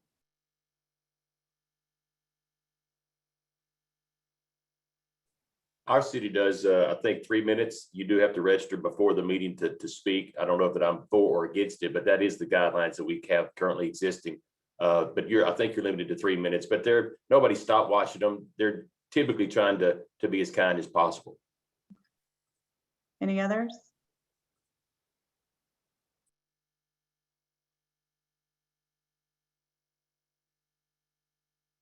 Sounds like something that we could dive into for a future conversation, because it's definitely important. I'm going to pivot us just a little bit and want to pick up on one of the things that Ty just mentioned and that Tina mentioned in her presentation with Baltimore having a Planners Academy. Many of you are probably familiar with the Transit Alliance Transit Academy that is held here in the greater Nashville area. And it's been going on now for, I'm going to say, at least 8 or 9 years. And it's a few cohorts a year who go through and they learn just different facets of the transit system, but with the ultimate goal of what we're talking about to sort of demystify and empower citizens with what goes into transit. So something that we're working on, the Department of Health, and actually we were creating it for our employees, but I'm now thinking that this is something that we could open up statewide. So we are working on a series of modules. They're actually complete, but the goal was to go through the most common decision-making bodies that you'll find in most communities and simply explain what they are. So what is a planning commission? Why does it function? What types of decision does it make? Who sits on it? How can those decisions positively, potentially, or negatively impact health? Because we're doing this through a health lens. And then for our professionals, we're talking about what are opportunities to get involved, either by sending in public comment like we were talking about, or even some planning commissions have maybe a public health advisor, or even have somebody from the health arena sitting on the commission. And so we've done this with a number of different boards and commissions. We go through a Board of Zoning Appeals. We talk about a Parks and Recreation Board, a Housing Authority. You get the idea. So we have 8 of those. And the goal again for us was for our public health employees who are doing a lot of reacting, right? By the time folks are coming into our clinic doors in the state, they are already diabetic, hypertensive. They're already struggling with food. You know, they're already bringing in everything that's happened in their life into the doors. And there's only so much that we can do with counseling or a pill or, you know, this or that or the other. But since we do have staff that live and work in all 95 counties in the state, our goal was to see what can we do to bring that health lens, to be the voice of some of the folks that, again, we see in our clinics, but don't often have a chance or can't participate publicly, to kind of be their voice in a decision-making process and to do some of that linkage. So we are preparing to launch those modules for our employees here in 2022, but our goal was really to record them because we know that it's just impossible to travel. And plus it's something that, you know, you probably want to do over the course of a few months, you know, 1 module a month, and each module will take about an hour, hour and a half or so. But I wonder if we can't work with TAPA and maybe think about offering those up as well as kind of a citizens academy of modules to help citizens better understand what is a planning commission again, you know, why do y'all function? What decisions are made? What are subdivision regulations? What's a zoning code? What's a comprehensive plan? I mean, we go into all of that. So I'm just going to throw that out there, because if this is something that TAPA is interested in and y'all are interested in, we've already got the content. We're already planning on recording them. We're planning on delivering them live as we have the capability to do so.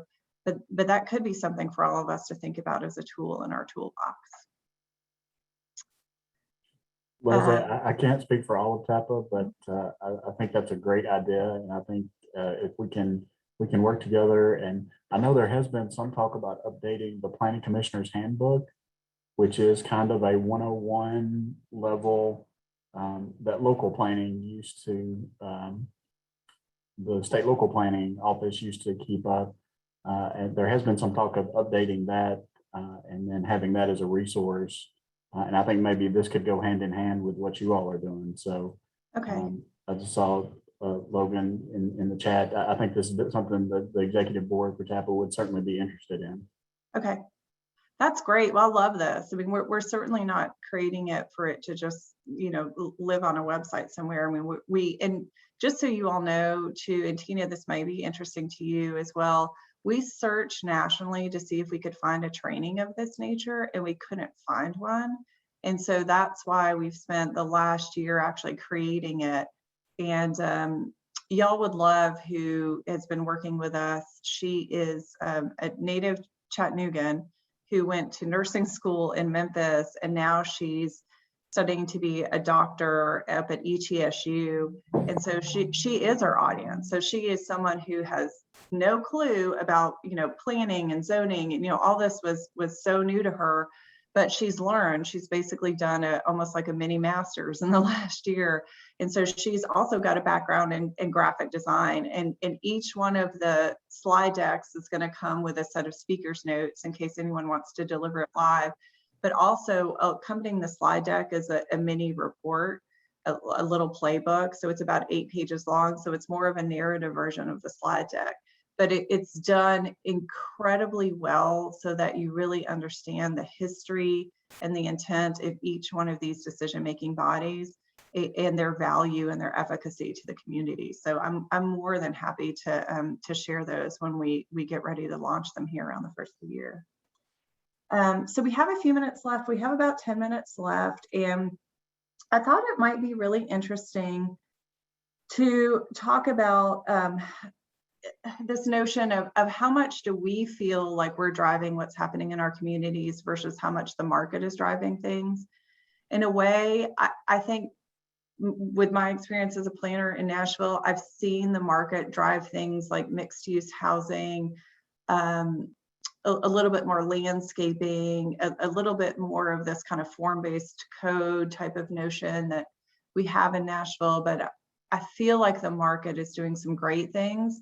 There's also a challenge where, for example, after the tornadoes that we had in 2020, that predominantly African-American part of town right above I-65, that historic neighborhood is basically being leveled by folks that are coming in and lowballing homeowners and coming in and building, you know, your new modern mega homes there. And so I think the market, the private market and developers can be wonderful assets to us as planners, and sometimes they can come in and kind of exacerbate the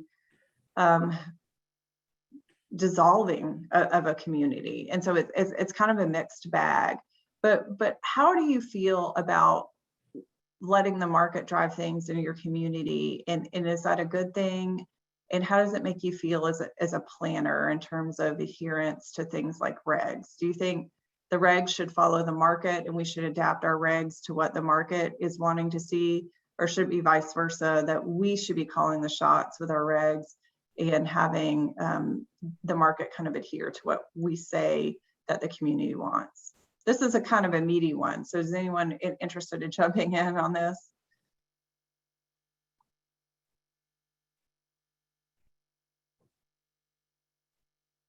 If not, then I'm going to pick on Rick Gregory only because I know he's on here and I've known Rick for a long time. So Rick, I'm going to put you on the spot if you're still on.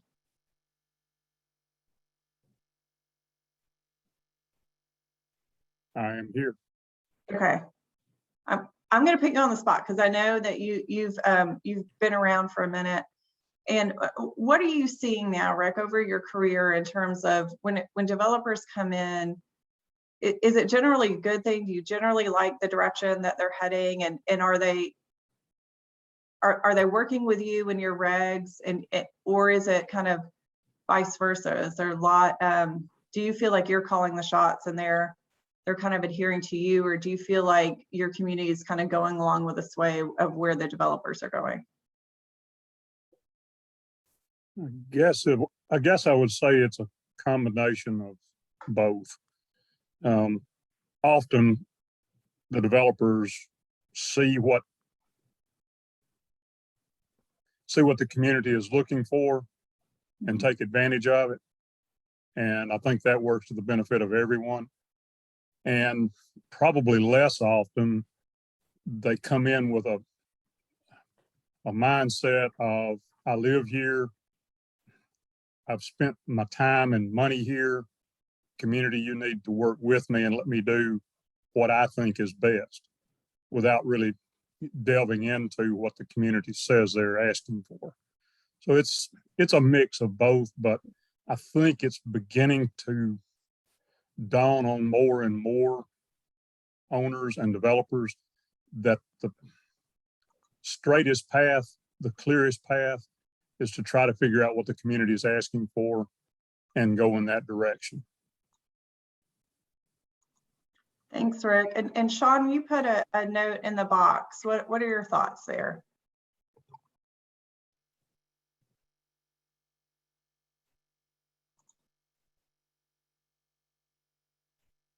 May not have his mic turned on. Sean Henry, if you're out there.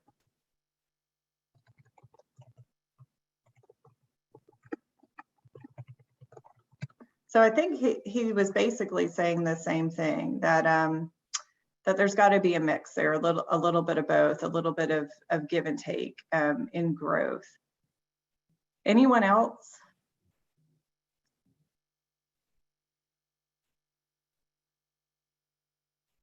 Hey, Rick, good to see you, buddy. Hadn't seen you in a bit, but I do think that we cannot avoid being market driven. I think the economy drives so much that what you were talking about downtown in Nashville with the development there, that's a money driven. And as a matter of fact, as those properties increase in value, it's possible that the residents there could even not be able to sustain that lifestyle just due to tax increases. And so there, I don't know how you avoid that. As property values increase, and we want that, it's going to change demographics, unfortunately, and that's uncomfortable for some, and some benefit from it. But I think for us as cities, to be to be reactive is not wise either. So I think there's a balance. I think we're going to be driven by the market. If you have a big business complex in your small town and it goes out of business, guess what? The whole economy of your city is going to change, and we can't deny that, and we can't prevent that unless we're proactive in drawing people, finding out what's keeping them there, what keeps them happy. Some of it we can't change, but the things that we can change, we need to be ahead of the game rather than reacting to what's going on in our economy. Plan forward for what is coming from our economy. There's no science. I mean, here I know Rick's familiar here in Goodlettsville, we've seen a big change in half of the city as far as demographic, socioeconomic makeup, and some of that's unavoidable by us. And I don't live in the city. I live in Ridgetop, and so I'm more involved in that city. But I've been in some of the meetings with Rick and them. But I appreciate their work. But some of it you can't change. We can't manufacture the results, but we can be proactive and look forward and try to do the best we can to guide. Yeah.